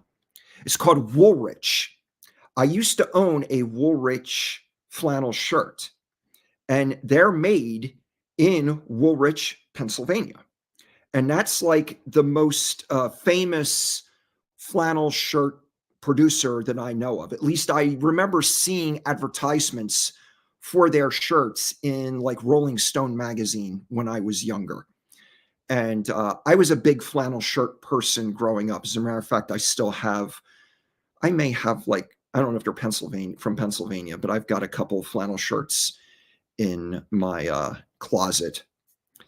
And this isn't necessarily a flannel shirt, but the texture of it feels somewhat similar. And I was saying the other day, I'm going to have to expand my wardrobe a little bit because I don't have a whole lot of shirts. And if I'm going to be live streaming on a regular basis, I got to change up my clothing a little bit. People are going to be like, didn't he just wear that like last week? Can't this guy afford some clothes? I mean, ain't he a day one Mexican? He can't afford a shirt. So let's see. Been sitting here a few minutes. I think I missed the party. LOL. Glad I made it. Yeah, this has been one of those streams where I just feel very open to just talk about everything because there's people that are keeping things going without me having to manufacture content. I did have a little list of notes of things that I wanted to talk about this evening, and I did manage to talk about all of them in between, engaging with people in the chat. But it's when there's people in the chat, that's what makes live streaming worth doing. So I just thankful for everybody stopping in tonight. Sandy's like, yikes. Yeah, I got a lot of yikes experiences in my life that I can talk about that, will probably be introduced at one time or another based on whatever people say in the chat. New York, New York. Yeah. New York is an interesting city. I remember my best friend, well, two of my best friends, they decided to take a day trip to New York, and it didn't turn out very well for them because, it started off, the one guy bought a gold chain, and then he decided to exchange like the chain for a bag of weed that turned out to be fake, and then they got robbed. And I'm just like, guys, what? It was just weird. The times that I was in New York, they were all just awesome. Now, when I went there for the Dead concert, we went to this section of town where there were all like the whole block was like all music stores, like where you could buy like guitars and pedals and different type of musical instrument equipment. And walking around that, when we left that neighborhood and we walked through another neighborhood, we ran into some shady characters that were, they hassled us a little bit, but they weren't robbing us. They weren't hot. They weren't like violent or hostile. But I remember we ran into some people that, the secret to operating in a city, like when you're walking through city streets, the key is do not make eye contact with people. Keep your eyes focused on the ground. And you can pay attention to what's going on, but do not make direct eye contact with people. That's the secret to navigating through cities. If you're walking, you usually don't have any problems. And I generally don't have problems with people in the first place. So it's like, if your context of life is you're always afraid of getting hurt, you're going to attract to you people that are they're going to read your energy, and they're going to say, hey, this person looks like they're afraid of getting hurt. Maybe I'll capitalize on their fear and rob them or whatever. Anyway, Sandy's like, oh, you would be fun to converse with, Tim. A lot of good experiences you have had. Well, good and bad to me is relative. I've I've I've learned from a lot of the experiences I've had in life. And that's what helps me remember them, is the fact that I learned something from them, whether they were good or bad. The fact is I've experienced a lot of heartache. I've experienced a lot of betrayal. I don't talk about those things as much because I talk, you know, if I refer to them, I refer to what I learned from them rather than them themselves. I tend to focus on the enjoyable things. So yeah. Brother, you will have over 100 in the chat room soon. The bull is right around the corner. Exciting times are coming. You are a natural streamer, bud. Keep up the good content. Very knowledgeable streams. Thank you. That's been my goal for a very long time. As a matter of fact, when I did my very first stream and there was like nobody on there, I basically talked about when I was younger, I had a desire to be on the radio, to be a radio personality. Because when I was younger, there was no YouTube, there was no live streaming, there was no internet. The only way you could access the public and acquire a public audience was through broadcasting. And that was a licensed activity. You had to, you know, get a license from the government to broadcast. Now, there was something called CB radios in the 70s, and they went through a fad, but there was only one, like, even that, you didn't need a license to operate that. That's why it was called CB. It stood for Citizens Band. But again, there wasn't a big audience out there because the CB signal didn't go very far. You know, a broadcaster could reach, you know, the entire country. Your radio waves can go a lot farther than CB waves. So when I was younger, I wanted to do that. And my best friend, his stepmother was a school teacher, and his dad was a business owner and just a very overall smart guy. And I remember telling them about this desire I had. And they were both like, well, if you really want to do that, then you're going to want to go to college and get a degree in communications, because you're not going to get a job as a broadcaster just going to some broadcasting school that isn't accredited, which is what I was looking at the time. You're like, you need something more, you need more cred, and you're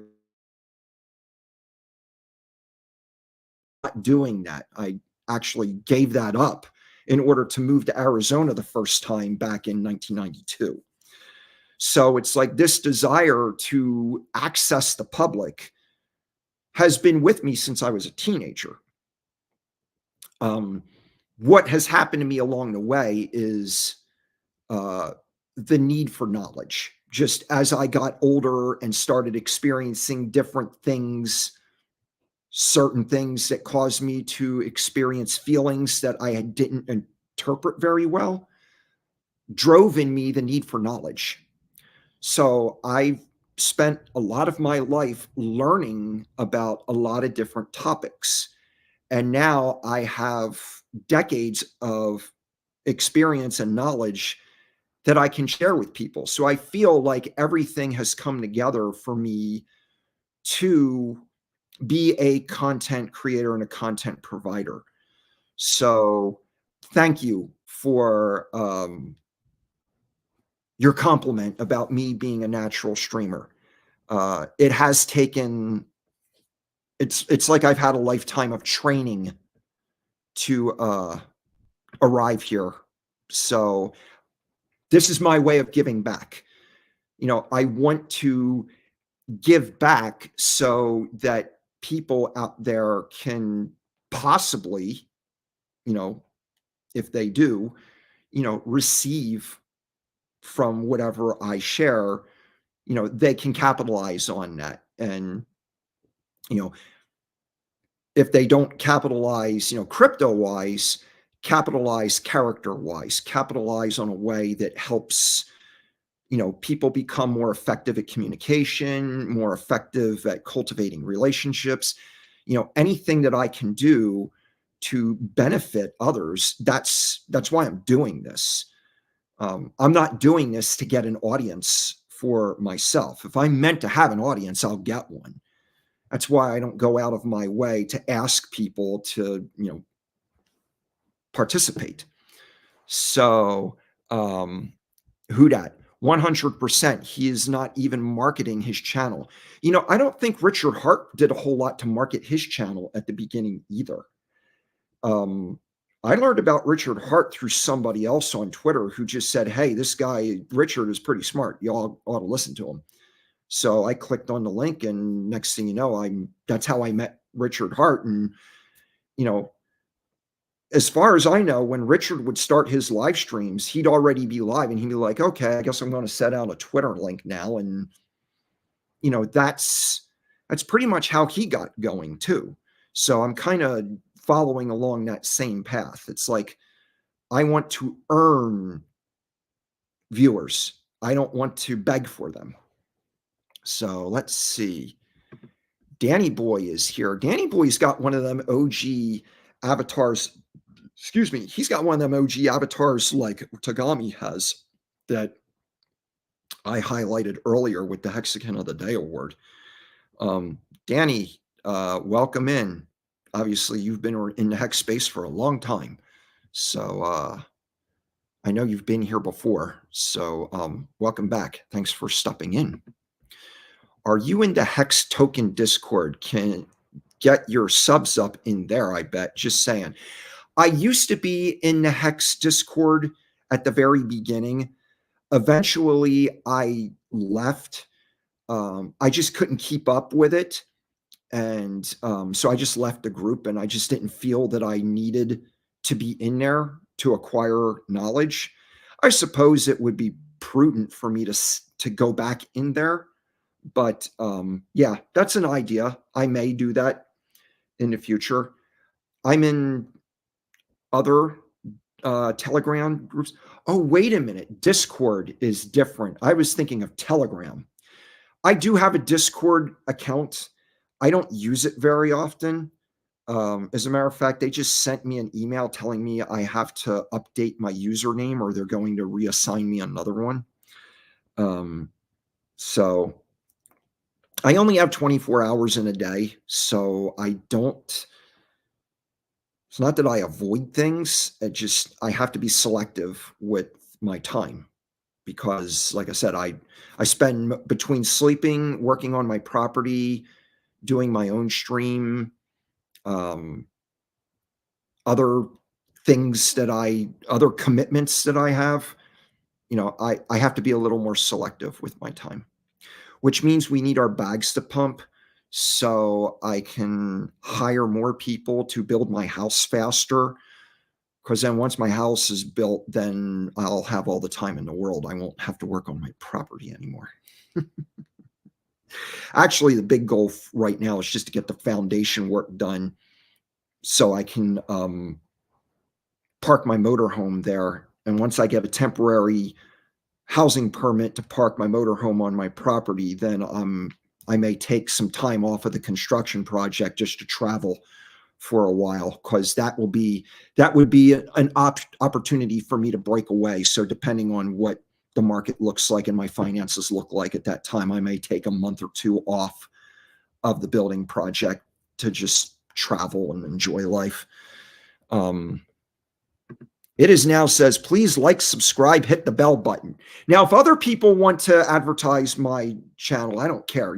People can do whatever they want. And I appreciate the fact that people, are suggesting that people do that on my behalf. But yeah. You're not in there to acquire knowledge. You would be there to give knowledge. We have a great group in there. Maybe I will take a look into that just to, just to take that into consideration. Clairvoyant, I haven't seen you for a little while. Property maintenance never ends. That I am well aware of, sir. I worked for a home improvement company for 6 years, and we did home maintenance for people. And yeah, it never ends if it's not one thing or another. Uh, because in the summertime, weeds grow like weeds out here in the Southwest. And in the wintertime, that's when you got to do with all the stuff on the inside of the house. So yeah, I'm well aware of the property maintenance. And yeah, you know, uh, I'm looking forward to being able to hire people to take care of my property maintenance. Right now, I'm doing everything with, my hands. And so, but yeah, it's, you're in a position to remind me of that based on what you showed me you had going on in Santa Fe. So, yeah, that's a shame you got to let that house go, man. That's a beautiful house that you had that you showed me. Um, the house that I'm designing is going to look similar to that. On the outside, my house is going to be an Adobe type exterior. Originally, I was going to have like a kind of like a traditional A-frame with a sloped roof, and my designer talked me out of it because I wanted a loft in the living room with a ceiling that goes. The ceiling in the living room is going to be like 20 some feet in the air because I'm going to have a loft in the living room. And, in order for me to have enough room to stand in the loft and stand under the loft, I'm going to have a very tall ceiling. So that's why he talked me into having more of a flat roof with parapets. And so the house from the outside is going to look like a 2-story house, but it's only going to be 1 story with just a really tall living room. And then the bedrooms and I'm going to have 2 bedrooms and what is called a game room instead of a 3rd bedroom that's going to have like a pool table and a wet bar and some stuff in it for entertaining guests. So all of those rooms on the side are going to have lower ceilings, but the main room that you walk into when you enter the house is going to be really tall. So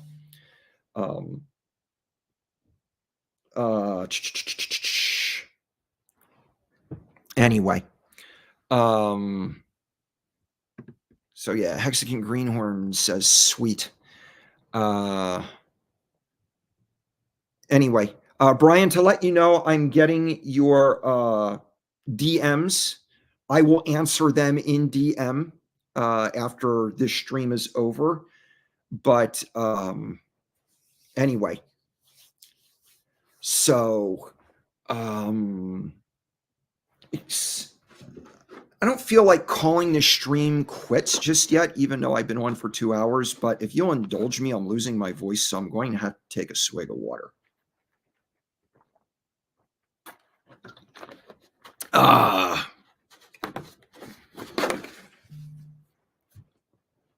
So anyway, 12-foot Christmas tree room.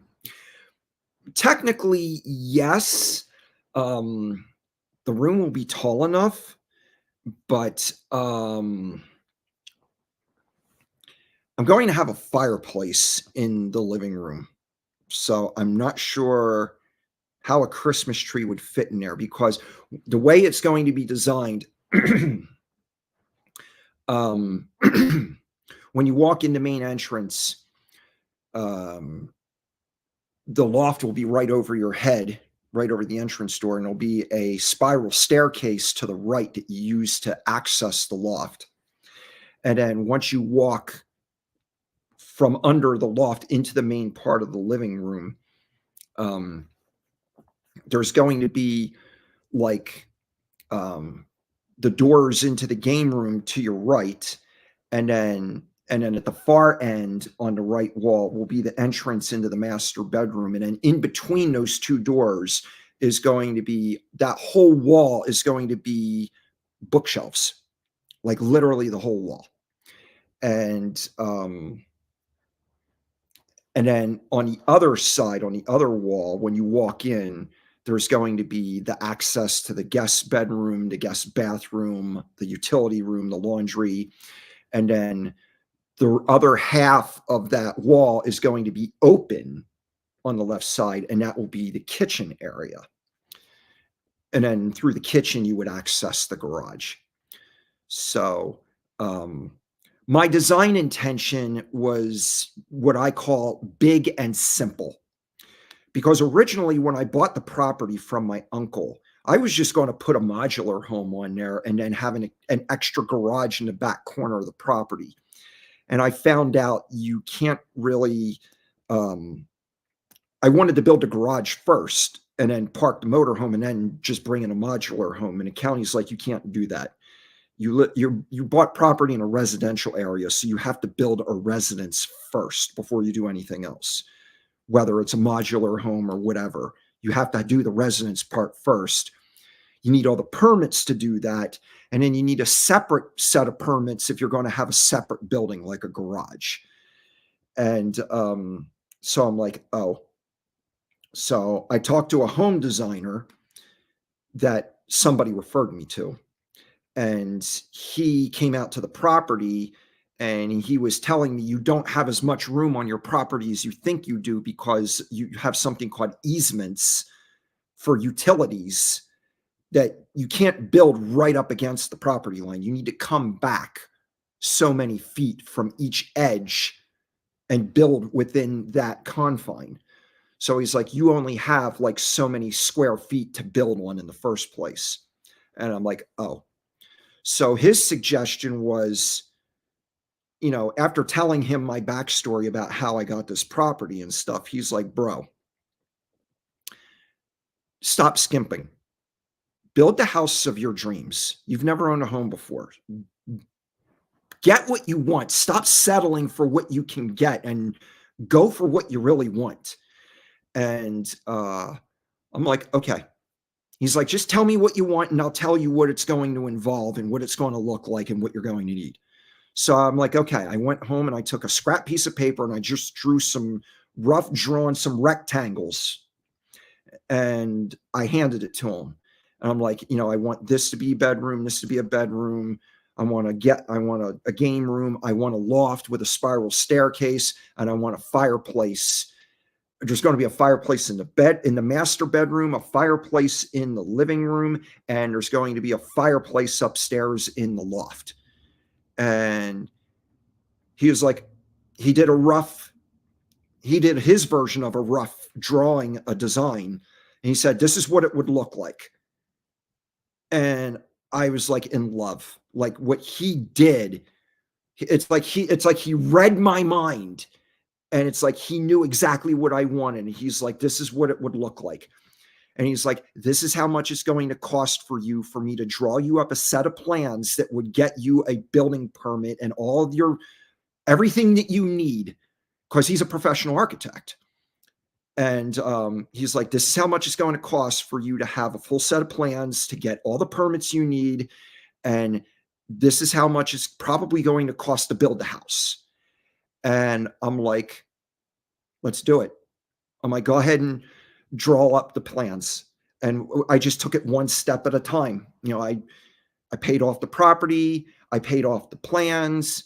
I've done a lot of the work myself by hand so far because, we've been in a bear market and I'm slowly, systematically just doing everything one step at a time. And I found a builder that's working with me who understands, the markets and my financial situation. And, he's working with me to help me get what I want in a timely yet efficient way. So it's all coming together one step at a time. So Clairvoyant asks, so did you figure out if you were going to Vegas March 6th through 9th yet?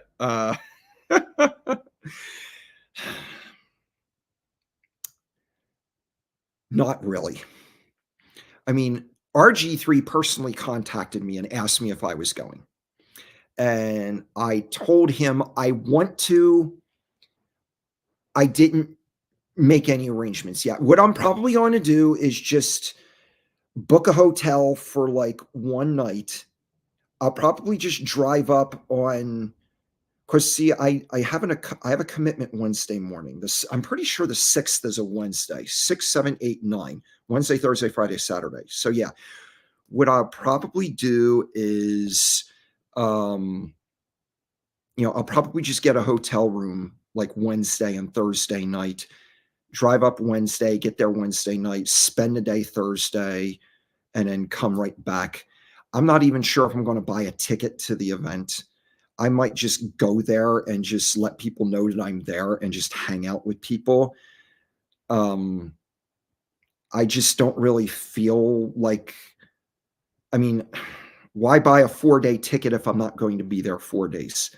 And I certainly am not going to be there Saturday. I'm going to leave. I have to leave Friday, mid-morning at the latest.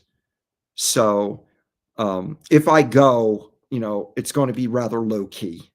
I'd like to go because there's people that I know who are for a fact are going that I would like to meet. So I'd like to go for that purpose alone. But I still have not made any real arrangements yet. I need to get back on hotels and book a room. Sandy says, have a good evening, Tim and everyone. Thank you, Sandy, for stopping by. Have a good evening to you too. We'll talk again. So yeah, that's where I'm at with Vegas. To me, it's more just an opportunity to socialize with people. If I go, that will be my reason. But I do want to go. I need some Mexican hugs, man. So Clairvoyant says, cool, I'll see you in Las Vegas soon then. Yeah, Claire, if follow me on, DM me on Twitter. If you're not following me on Twitter, TB Dunamis is my handle. Let's keep in touch so we can hang out there, you and I. If nothing else, we can hang out and catch up and just enjoy a meal together or do whatever. But like I said, I'd like to at least go there to socialize, if nothing else. My car should be fairly easy to find. I guess I ought to wash my car before I go to Vegas. I do everything I can because my car is the first brand new car I got. I do everything I can to keep it as close to being in a brand new condition as I can. But man, my car gets dirty so easy. So anyway.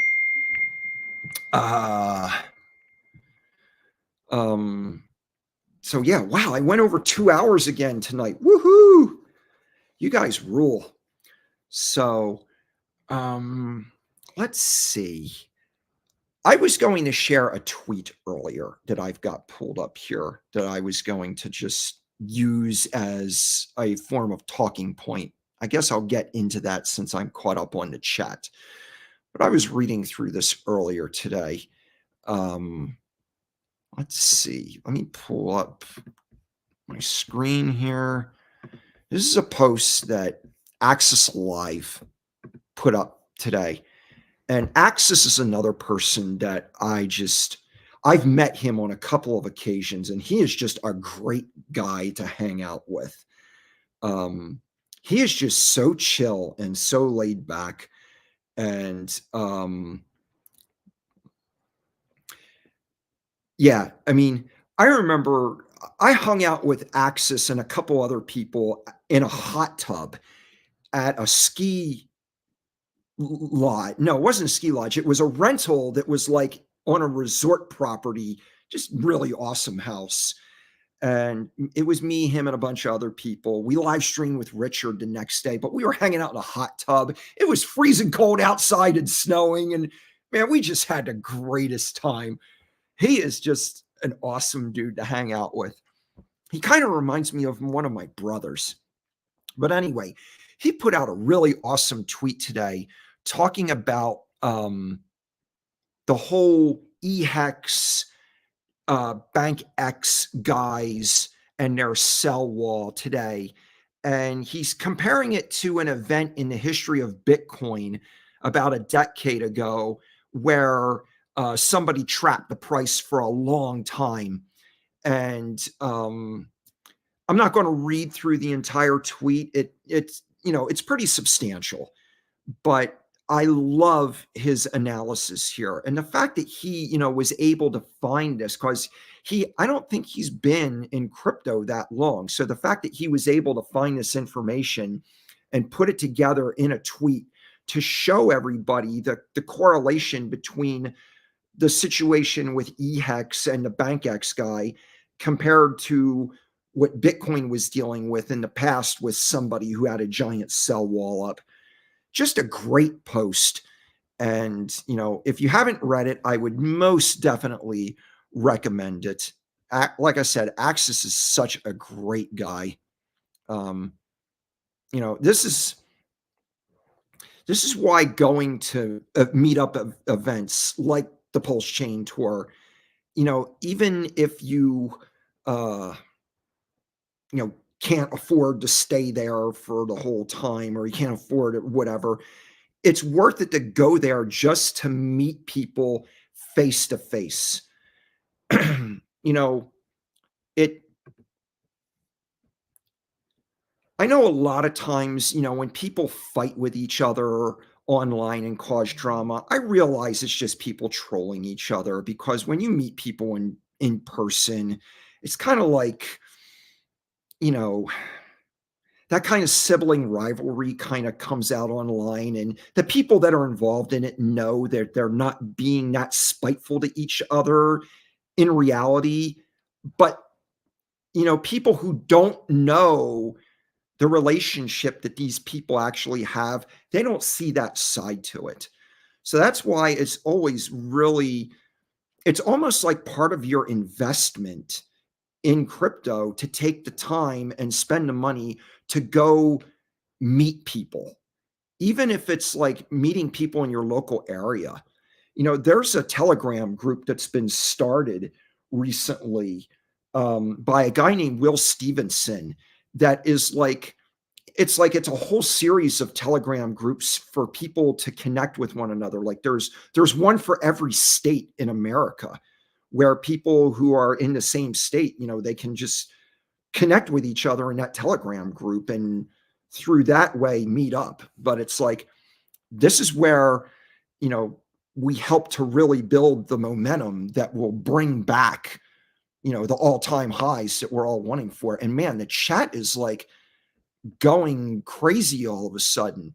So anyway, wow. Bunch of people are talking about checks, assuming you're talking about the coin that Tanto Namini put together with the eHex pHex pairing. But let's see. That is a good post. Yeah, Axis is great. Ash came over. I believe he said that Maddie sent him over.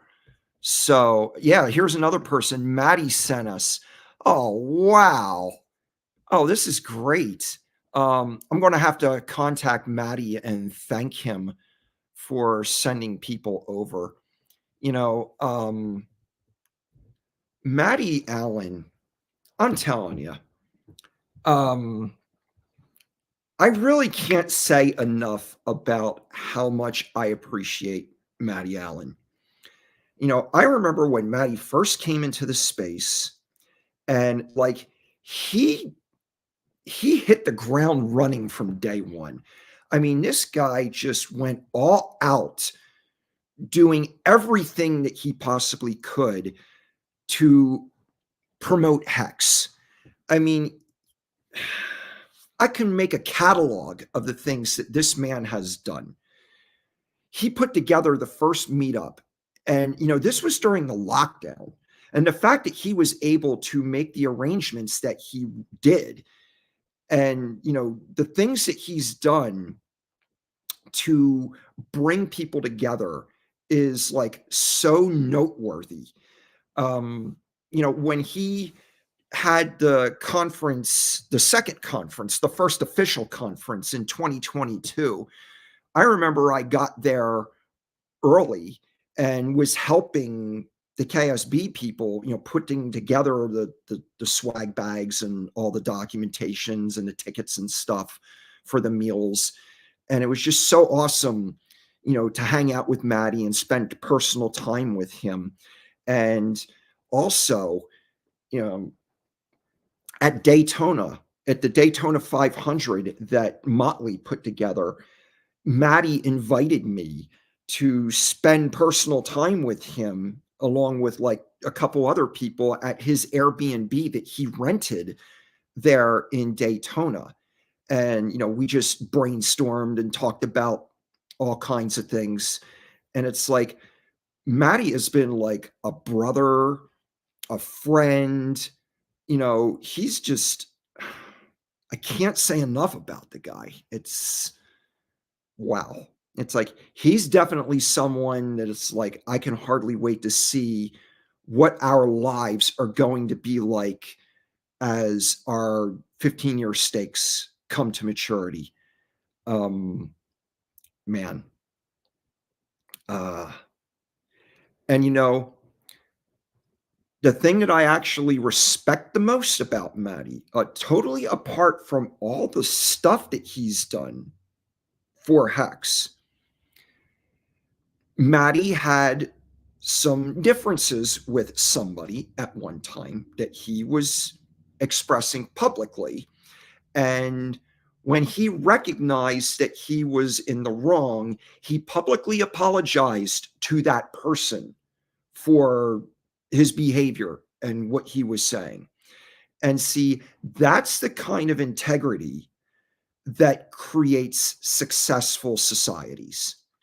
And that's, as I've said on my streams over and over again, that this is my goal. This is why I'm streaming. It's like, I want to take all the things that I've learned over the course of my life to share with people so that we have a successful society. And I don't mean just having big bags, and that big bags are important to people, they're important to me. But there's more to it than that. And I've talked about this before. It's like, it's the quality of relationship that people have with one another. It's the connection that people have with one another. I went on this thing the other day about, cults and how, people accuse Hexicans of being a cult. And my response to that was that the word cult is the root of the word culture. And the difference between a community and a culture is people in a community may have something in common, but that doesn't mean they like each other. It doesn't mean that they get along. People that have a culture, they connect on more than one level. It's like they don't just have something in common. They connect with one another in personal ways. And it's like humans were meant to experience connection. And when people have that, and there's outside observers who are aware of that, but they don't have it, they tend to get jealous. And that's why they accuse people who have connection as belonging to a cult. So, I'm well aware of this because I've been accused of belonging to a cult since I was 17 years old. Like everything that I've been interested in since I was a teenager, somebody's always been there to say, oh, you're in a cult. You have a cult-like mentality. No, I dig what I'm into, man. I connect with it in a lot of ways. And I try to connect with other people that are into it, as much as possible. Because, I like awesome stuff and I like to share the awesomeness with other people. And I want to help other people be awesome. So let's see. Matty made me start looking to buy a DeLorean. My mechanic said, no, no, no. Well, if you're going to buy a DeLorean, I would recommend that you live in Texas because there is actually a place in Texas where it's like, it's a DeLorean's heaven. Like they have this warehouse where you can buy every single part to the DeLorean. Like you can literally build one from scratch. And I watched a video of a guy on YouTube. He's called the 8-bit guy. He's basically a computer guy, and he did a road trip thing, and he stopped by this place that really didn't have much to do with his road trip. It just happened to be along the way. And yeah, it's literally a warehouse where you can buy every single part for the DeLorean. And but yeah, you know, they're a great looking car, but yeah, I wouldn't buy one either. Um, it's like when I bought my car, like when I was in a position to buy big ticket items because the price of Hex went up so much. My what I thought was my dream car was a Lamborghini Countach, and when I actually had a big enough bag that I could afford one of those, I watched a video on YouTube of a guy who basically did a walkthrough of this car, and after watching that video, I'm like, no, that's not a car to drive. I mean, that's a trophy car, but it's like, I don't want a trophy car. I want a car that I can put 100,000 miles on it and not have to think about it. And that's why I got a Tesla. So it's like, you know, my Tesla is not a trophy car. My Tesla is a means of transportation. So, yeah, I'm not in the market for trophy vehicles, and I need a garage first. It's like I don't even really care. I told my builder, it's like I don't even care about the house. I just want a garage. I could park the motorhome in the garage and live in that if I needed to. um, let's see. Hex Girl, thanks for the warm welcome. Everyone hit the like button. Thank you for stopping in, Hex Girl. I don't recognize your title, so don't know if you've been here before, but thank you for stopping by. It's folks like you that are keeping me on the stream. I usually don't stream for more than an hour, but I've been here for over 2, and I feel like I'm, raring to go just because people are coming in. So thank you for stopping by. Hex Glenn, don't recognize you either, but thank you for stopping in. It's great to see some new faces. I've been in the crypto space for many years, and this is my first time live streaming, or at least this is my first live streaming channel.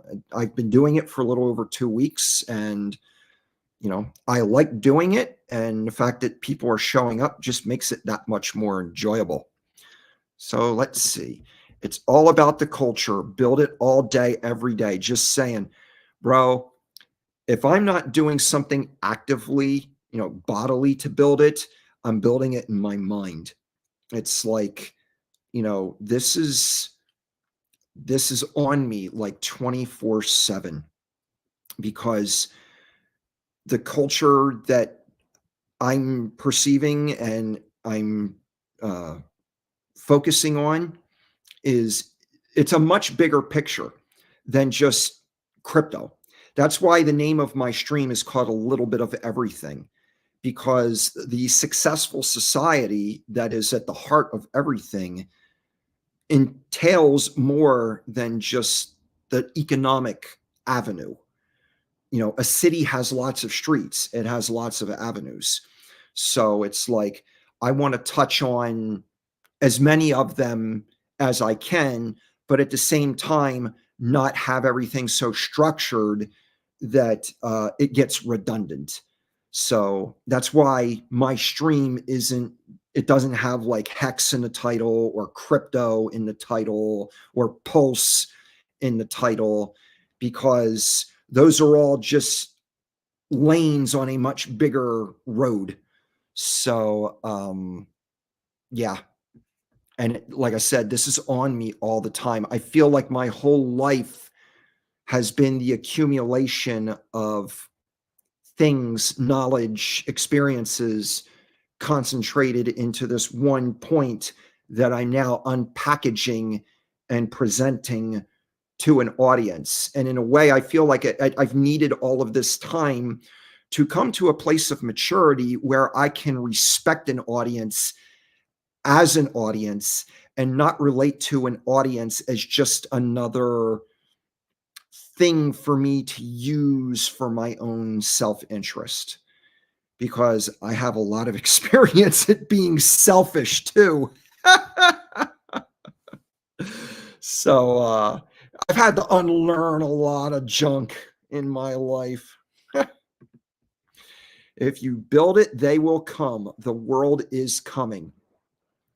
And you know what? I totally believe that, because even most of the people of this world who are of this world and of the world's mind knows that the world's way of doing things just sucks.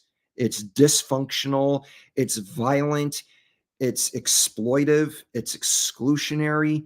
It's just everything that the world does revolves around this principle of suck.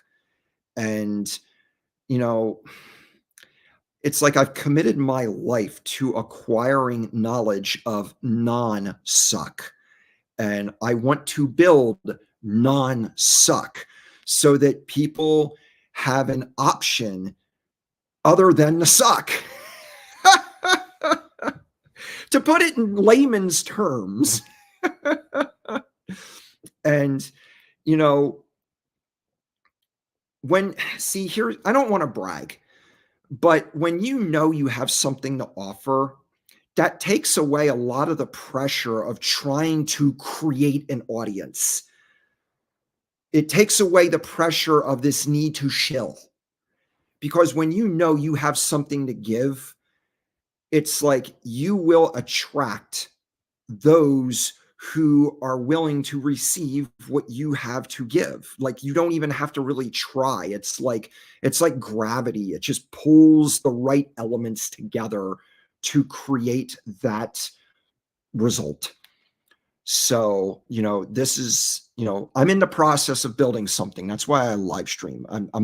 I try to make it entertaining. I don't want to be monotonous, but I'm here to build. I'm not here to shill. I'm not here to, be a jester or entertain. I like to laugh, and I like to make, I like to give the opportunity to make everything funny. But it's not because I want to be a fool. I am building something, and I'm thankful for people that are in harmony with that, because that's what makes it worthwhile. Please don't tell it is now about the DeLorean having Sorry, bro, I already spilled the beans. But literally, I forget where in Texas. I think it's somewhere near the Dallas-Fort Worth area, one of its suburbs, because the guy who did the video, he lives in that area. And but yeah, I'm sorry, man, but there is a DeLorean heaven in Texas. Like, you can literally, it's a warehouse, and you can literally buy every single part of that car and build one from scratch. Like, they've got everything, and they got like all this old documentation. It's like it is now. It's like, it's too late. I already spilled the beans. Good to see you, Tim, or Tin Horn. Okay. Sorry that I'm so late. Good evening, fellow Hexicans. You know what, Melv, Tony, you've done so much. You can just show up whenever you feel like, bro. The fact that I know that you're there and that you care, it doesn't matter. It's like, to me, you are a constituent of the successful society. So, whether you're late or whatever, man, you're okay in my book. Got some more people saying hello to everybody. Let's see. Culture in the title. That's something that I would consider, if I would change the title, because it goes along. So we'll say, yeah, sharing culture is not shilling. It's doing your part to better society. Good on you. That's exactly my point. That's it. It's like, I couldn't say it any better. uh, you know, people in the past, the word shill was associated with somebody that was not looking out for the best interest of other people or their society. A shill is someone who's selfish. And, you know, in crypto, we talk about that term kind of jokingly, but that's one of the reasons I never use that word in a sentence, even jokingly, because that's the only way I know how to relate to that word. And that's not where I'm coming from. So, yeah, Brian, you are hitting it right on the head, bro. Nash equilibrium. If we lift each other up, we all win. It doesn't have to be a zero sum game. Exactly. And, you know, uh, I have I have a documentary. I forget the name of it right now. Um, there's several documentaries I have by a British reporter, and one of them, excuse me, it features John Nash, and he was a very interesting character. There's a movie that was made about him called A Beautiful Mind, and that movie made him out to be a hero, but he was actually more of an anti-hero, according to this documentary. The documentary isn't about him, it's about a bigger subject, but he's featured in one of the episodes of it. And there's like the real John Nash was interviewed as part of this, but he was pretty paranoid and you know, pretty self-interested and but his math is pretty, you know, it did win him a Nobel Prize, so you can't really argue there. But the point being, you know, we have more reasons to lift each other up than to tear each other down. And the worse condition that the world is, and the more bad news that there is out there, you know, we don't have to relate to that bad news as, you know, something to tear us down. It's actually an opportunity to build one another up. It's an opportunity for us to build a better, you know, a better system and to create a culture, you know, revolving around that where we do win. Because, you know, it's like life is designed to support us. When we understand that and we understand the nature of abundance and how there's just always enough, it isn't necessary for us to tear each other down. Life does not have to be a zero sum game unless you accept a narrative that convinces you of that. So I can go in a whole lot more on that. I'm not going to do it right now, but there's a lot of detail I can go in on that. I'm actually trying to avoid doing that by blabbing, so I'm going to shut up on. Amen, Tin Top. I should just say, could leave it at that. Amen, Tin Top. So, let's see. Yeah, Mel Tomey's like, let me get to work. So he's sending up his stats. EHEX, wow, EHEX is back below a penny, man. Let's see. Melv Tony, if I can make a request, if you can include the price of COM on the Pulse chain and the price of the incentive token, I'd really like that because, you know, those are two of my three favorite cryptos is COM on Pulse chain and the incentive token. So if I can make a personal request, you don't have to do it right now, but in the future, that would just make my day that much more exciting. No mods here. It's awesome. I feel liberated. Woohoo! You know, there's no mods because I don't have that much of an audience. And really, my intention is to not need mods. Usually you need mods because you're attracting trolls and, you know, just people who have no life and other toxic personalities. Personally, I'd like to believe that I have what it takes to not attract those kind of people in the first place. And if one decides they want to show up anyway, I'd rather just deal with them one on one. If somebody's got something toxic that they want to say, I would just address their toxicity and just show them why what they're saying isn't the truth. And, you know, I don't want to get preaching here, but one of my favorite verses in the Bible says that it's the will of God that you put to silence the ignorance of foolish men. And I don't want to brag, but you know, I'm pretty good at that, based on experience. And I love it. I've had experience where I've watched somebody troll a hex lady like in her Twitter feed, and I would intervene in the Twitter feed and, show that person a mirror and they would eventually shut up. So I do have experience with that. So yeah, I have a feeling I may not need any mods for a long time. So can I get a wrench, please? I'll be good, I promise. Well, if you really want to be a mod and I at the place where I feel one is necessary, you will be my first candidate. So I'll make that deal with you. So I will keep that in mind. If it comes to a place where I need to start handing out wrenches, you, sir, will be the first recipient, just because you asked. So,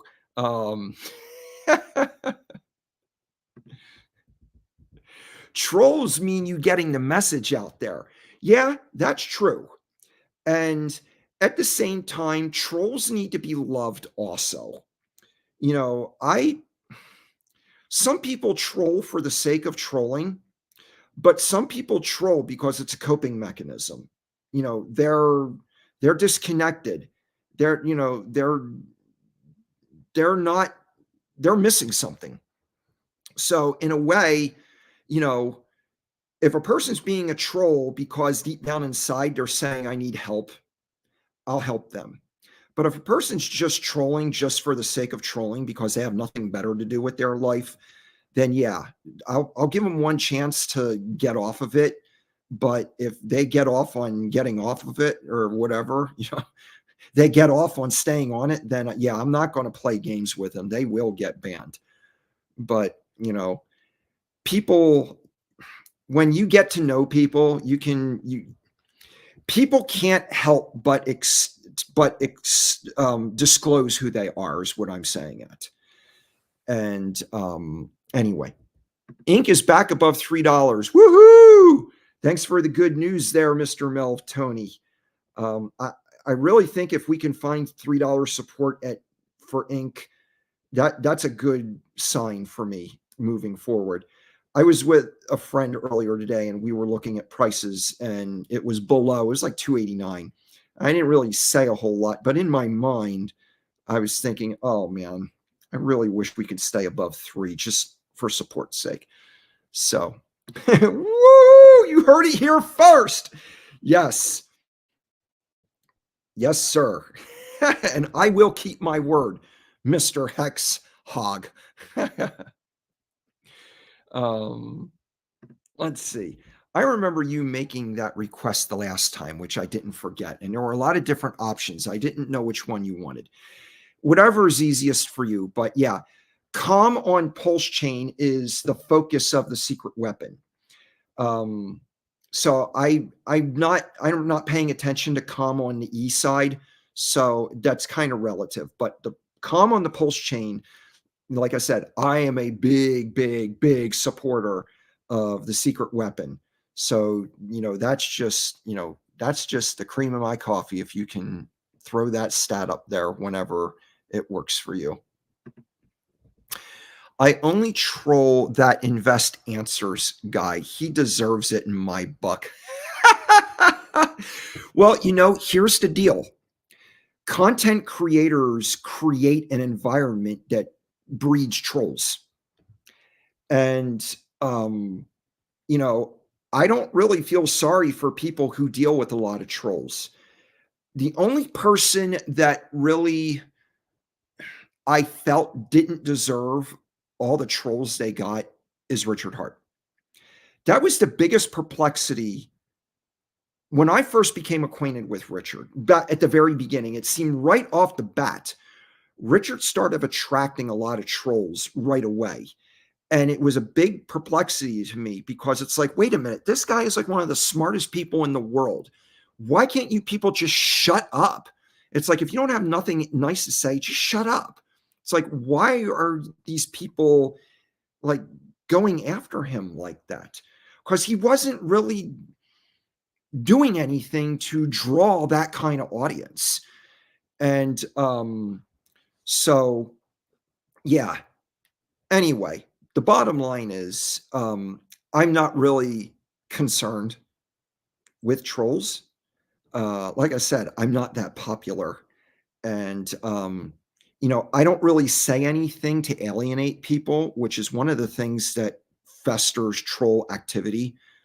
Um, but yeah, that Invest Answers guy, you know, I really don't feel sorry for him. I don't really feel sorry for anybody that gets, attacked by trolls. Like I said, the only exception to that was Richard Hart. But, you know, I don't know what Richard may have said or done to somebody, that sets people off. But, the fact is, Richard was a big Bitcoin maxi and then he switched. And of course, when you make those kinds of decisions, there's consequences. And yeah. But anyway, just I deal with things as I need to, is the point that I'm making in relationship to myself. So, well, I actually have a record number of viewers right now, and this is the record length of time that I've been online streaming. So this is like stupid awesome for me. I really, really appreciate everybody who's been on so far. And I don't want to repeat what I've already been talking about tonight, just, for the sake of redundancy. But since I'm all caught up on the chat, I'm going to take a quick look here at Twitter to see what anybody is saying that may be worth repeating. So,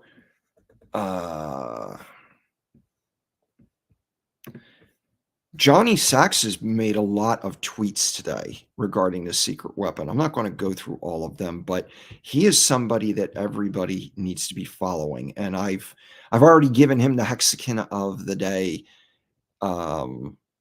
award. And there's a tweet here. I'm not going to read it because of the choice of words that are in it.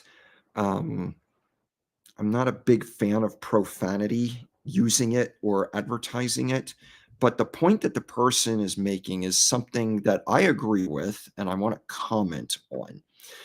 And it says here, the person is saying, imagine a person that has Hex or Pulse in their name and having the audacity to tell you that you need to get off of Richard Hart. Bro, you got the dude in your name. These people are absolutely insane and deserve to be publicly ridiculed. Insane. Well, I wouldn't go so far to say that they deserve to be publicly ridiculed. But the fact is, if you're going to go on a social media platform like Twitter and you're going to put the name of a product in your title and then, exercise divided loyalty, that doesn't go without effect. It's like, if you're going to call yourself, the ultimate hex staker from another mother or whatever, and you're suddenly shilling non-Richard Hart products, or you're spreading FUD about Richard Hart products, in order to remain consistent, you really ought to change your Twitter handle. Otherwise, you are going to draw attention that you probably would prefer not to have. And, to me, that's just common sense. I mean, that's just the facts of life. I'm not going to go so far as to publicly call people out and ridicule them, but at the same time, I'm not going to be as inclined to step in and defend them from the things that they're resaving, because they're the ones who are creating that in the first place. And they need to recognize that, if you're going to put other people's products in your title, that would indicate that you're loyal to those products. And if you're going to exercise behaviors that are indicative of a defiled loyalty, that's not going to go without effect. So just a little bit of advice out there. That's one of the reasons I don't have any products I don't have any advertising in my name. I only use my real name on my social media profiles, because my reason for being on social media profiles is to create a society that is consistent with the things that make for a successful society, which is what I am about. People who know me know that I'm not bashful about being in Hex. You can look at my car. It's painted all, splattered all over my car. And it's like on my live streams, obviously Hex is very central to the subject matter that I talk about. But at the same time, it's like, I'm not using social media as a way to, advertise other people's products, because that's very possible that I may no longer be loyal to that product for whatever reason. And if that were the case, it would be my responsibility to reflect that in my social media profiles, if that is in part, if that is in fact a part of my profile. So anyway, yeah. Greenhorn says, in the bull market, you will not be able to keep up with the chat. Well, first world problems. If that is indeed the fact, I will have to deal with that at that time. And, I believe you. And that's one of the reasons I'm not going out of my way to create an audience.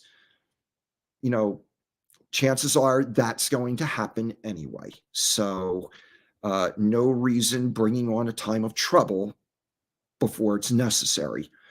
But yes, when that happens, Mr. Toxic Hex Hog will be the first person that I will call upon for his much needed assistance. Y'all remember the bots too? Whatever happened to the hot, sexy girls and boys? I hope they found love.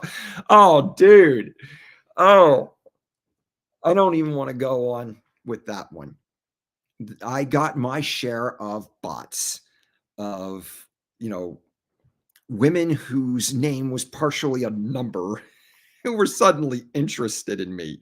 I'm like, statistically, there's something wrong with this picture. Of course, it didn't take me more than a few seconds to find out it was a bot. Unlike my earlier story about finding out, for years that professional wrestling was in fact a bunch of bots. Oh, wow. Yeah, the Russian sex bots. I miss the hot, sexy girls. Got to flex my wrench regularly. It was fun. Oh, you're talking about on the chats and live stream. I was talking about my Twitter feed. Yeah, I haven't had that problem yet. I haven't had a bunch of hot, sexy girls chasing me down in my Twitter feed just yet. Not even the bots. I'm not even worth the attention of the bots. We really do need a bull market to bring that on in my stream. Wrench me up. You're the man, Tim. Well, thank you. I do what I can. But yeah, I'm not popular enough to get even, bots in my stream yet. All right. I'm almost at 3 hours now. Wow, this is awesome. I do need to take a swig, guys. Mm. What I need to do is do what I used to do on Discord Syndicate. Instead of drinking out of the jug, I have a coffee mug that says Tears of Hex Haters, but it's out in my motorhome, and I keep forgetting to bring it in here where I can just fill the cup and, exercise a little bit of discretion on here instead of, looking like some kind of somebody drinking their moonshine or something. This is not vodka. It really is water, in spite of, how I may behave. I'm sorry. I'm just happy that I've been online for almost 3 hours, because to me, this is like, winning the lottery. So not only have I been on 3 hours, I've had, a record number of viewers this evening. So anyway, let's see. I don't necessarily want to call it just yet. So since I'm caught up with chat, I will, scroll through Twitter a little bit more to see if there's anything worth commenting on. And something did just pop up. And this is a question that is being asked. And I'm not going to respond in a reply to the tweet, because the girl that is asking this question is young enough to be my daughter. And I don't want her to think that I'm like being a stalker, pervert, weirdo, creepy guy. But the question that she asks is a noteworthy question.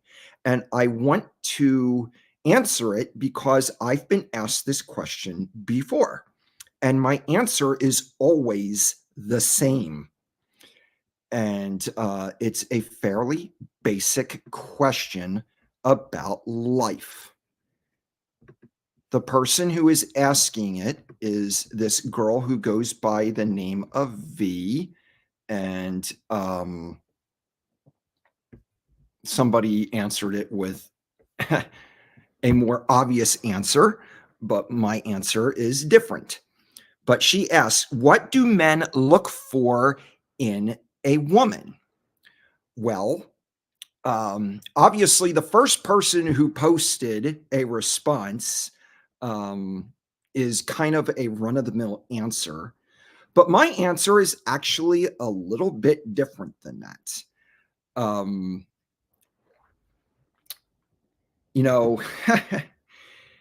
If having a rack was not something that most girls have, relative to size, that would be an important thing.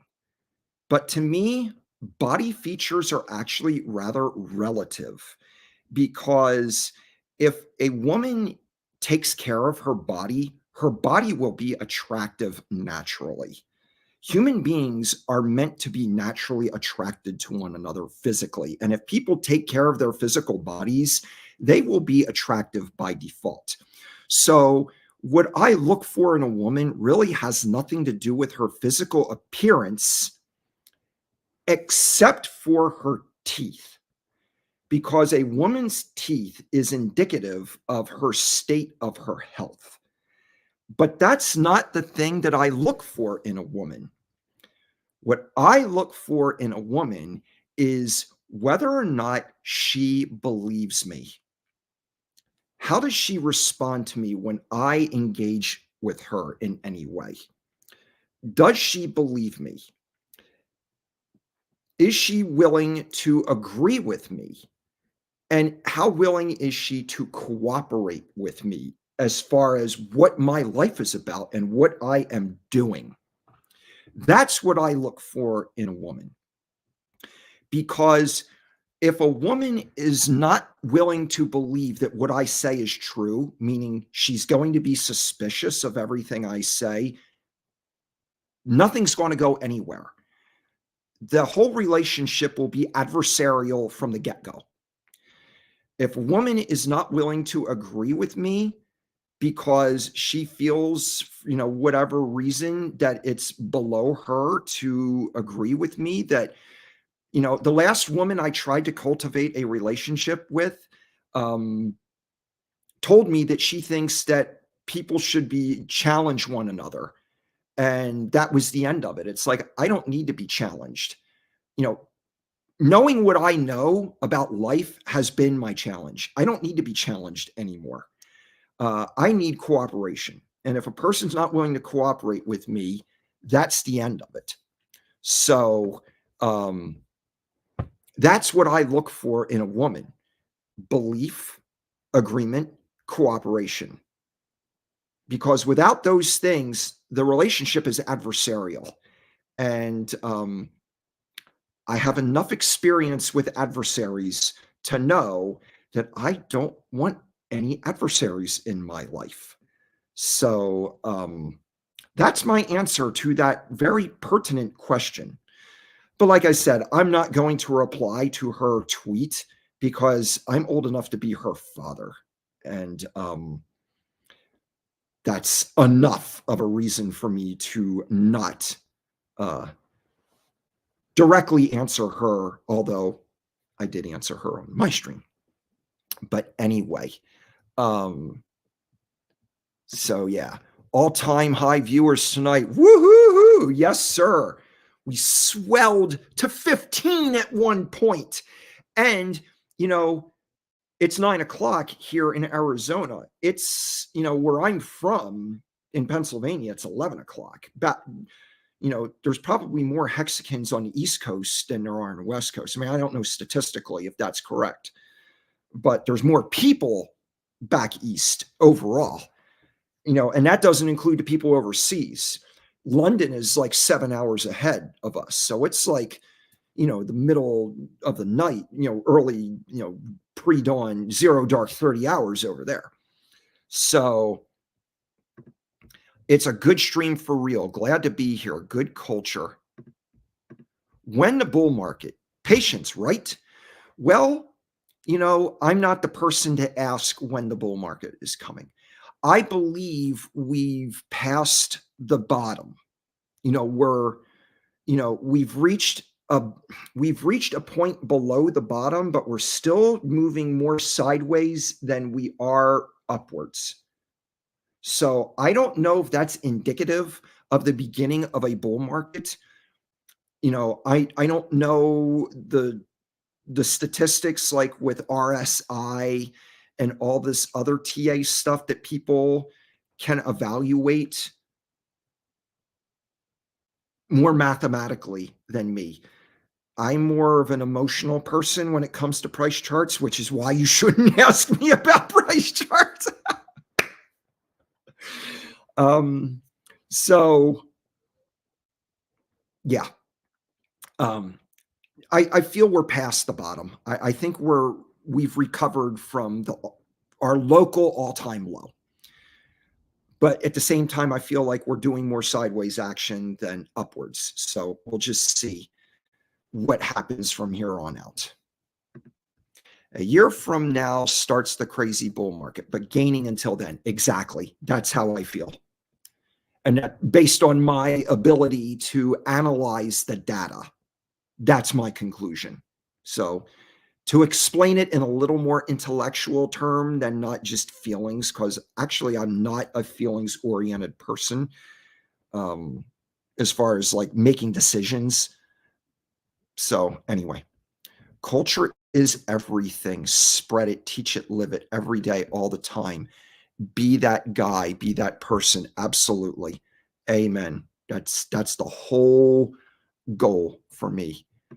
Wow, it's 11 p.m. in Michigan. That's right. You live in Michigan. I remember you telling me that because we talked about, you know, Johnny Chaos.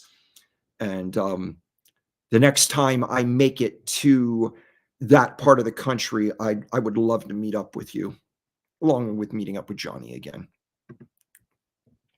Woohoo!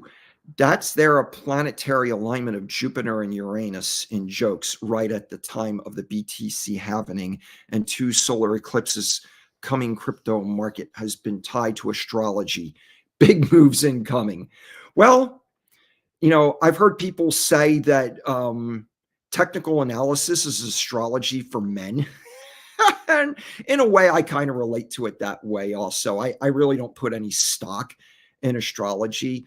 but it's kind of interesting to see the consistencies in the movement of planetary and celestial bodies in relationship to what's happening here. So it is fun to look at, but I don't invest, I don't make life's decisions based on that data. Most Texicans on the null coast in DeFi, just saying. I don't know what the null coast is referring to. East, West, Great Lakes, Gulf of Mexico. But yeah. Let's see. Whoops. What do you have the biggest bags of? It is now. Oh, that's his question. He's all in on the DeLorean. Classic. Beautiful. Oh, man. I'm surprised that Elon Musk has not been a little more, I hate to say the word proactive because I hate that word. But I'm surprised that Elon Musk hasn't been a little more hip to crypto. Maybe he is, and he's not talking about it. And the whole Dogecoin thing was just a diversion from some crypto thing that he's got working on in some top secret place. But you would think somebody as smart as him would know who Richard Hart is, at least. I mean, it's like an embarrassment that he got as wrapped up in Dogecoin as he did. Like he didn't do any research on the history of Dogecoin or the tokenomics of Dogecoin or the mathematics behind it. It's just astonishing that somebody of his intellect and his innovation is not hip to crypto. Oh. And we're about to, like, Elon and I are like the same age. And the things that dude has accomplished compared to me, wow. It's like, it's almost like it's an embarrassment. Oh, wow. For sure. Look forward to it, brother. Amen. I'll take my Model 3. Yeah, I mean, I'm surprised Elon hasn't made like a whole array of cryptos named after each one of his cars that has different functionalities and different features. And it's mind-boggling that he hasn't moved in on this space anymore than to just pump Doge. It's like, dude, man. Maybe Elon will address Hex or Pulse at some point, then we'll explode for sure. Exactly. How does Elon not know who Richard Hart is? How is it that Elon and Richard have not brainstormed to come up with the most boombastic crypto-based invention of all time? Like, maybe they are talking behind the scenes and neither one are talking about it. That would be, a fantasy come true. But I mean, they do have a law firm in common. Tintop says he's a puppet, said publicly that he wouldn't sell BTC, then dumped on our heads, testing liquidity near the top. Yeah, maybe he is a puppet. I don't know. I don't know enough about his personal life. I don't know what choices that he has made that would make him a puppet or a non-puppet. Just like I said, the bottom line is the dude just needs to wake up and get hip to crypto. He needs to get hip to DeFi. The null coast means no coast, where the DeLorean coin thrives. Don't listen to Tintop. He thinks you don't still Shiba Doge or something.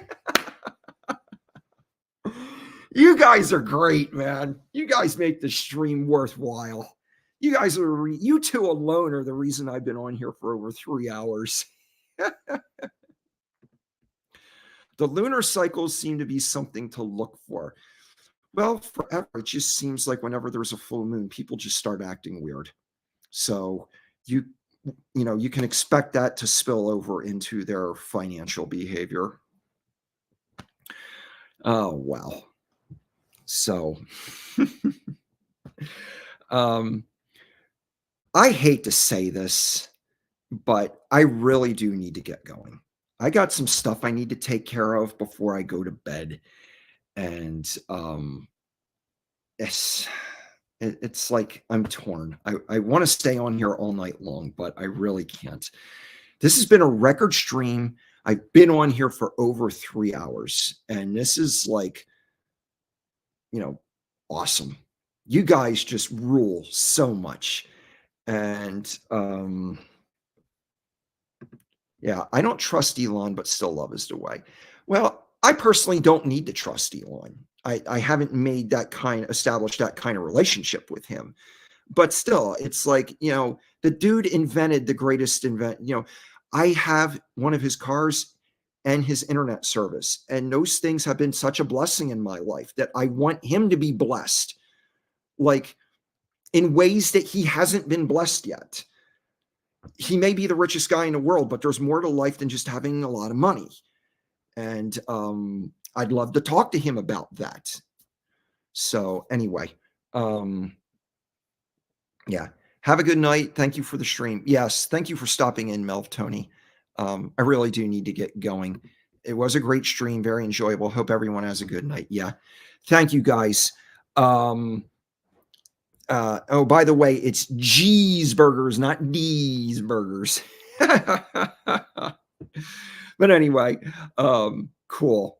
You guys, thank you again for joining me. This is going to be awesome going forward. I'm not going to promise that I'm going to stream every day from here on out because, just because of life and stuff. And, but I am looking forward. I do want to, I would like to stream tomorrow, but I'd like to stream every day. But life, life gets in the way sometimes. But it seems like if I skip a day here and there, then when I come back on, that's when we have the greater streams. So anyway, I'll just do what I can when I can. Thanks again for everybody for joining me. We will speak again very soon. Have a good night, everyone. See y'all later, and goodbye.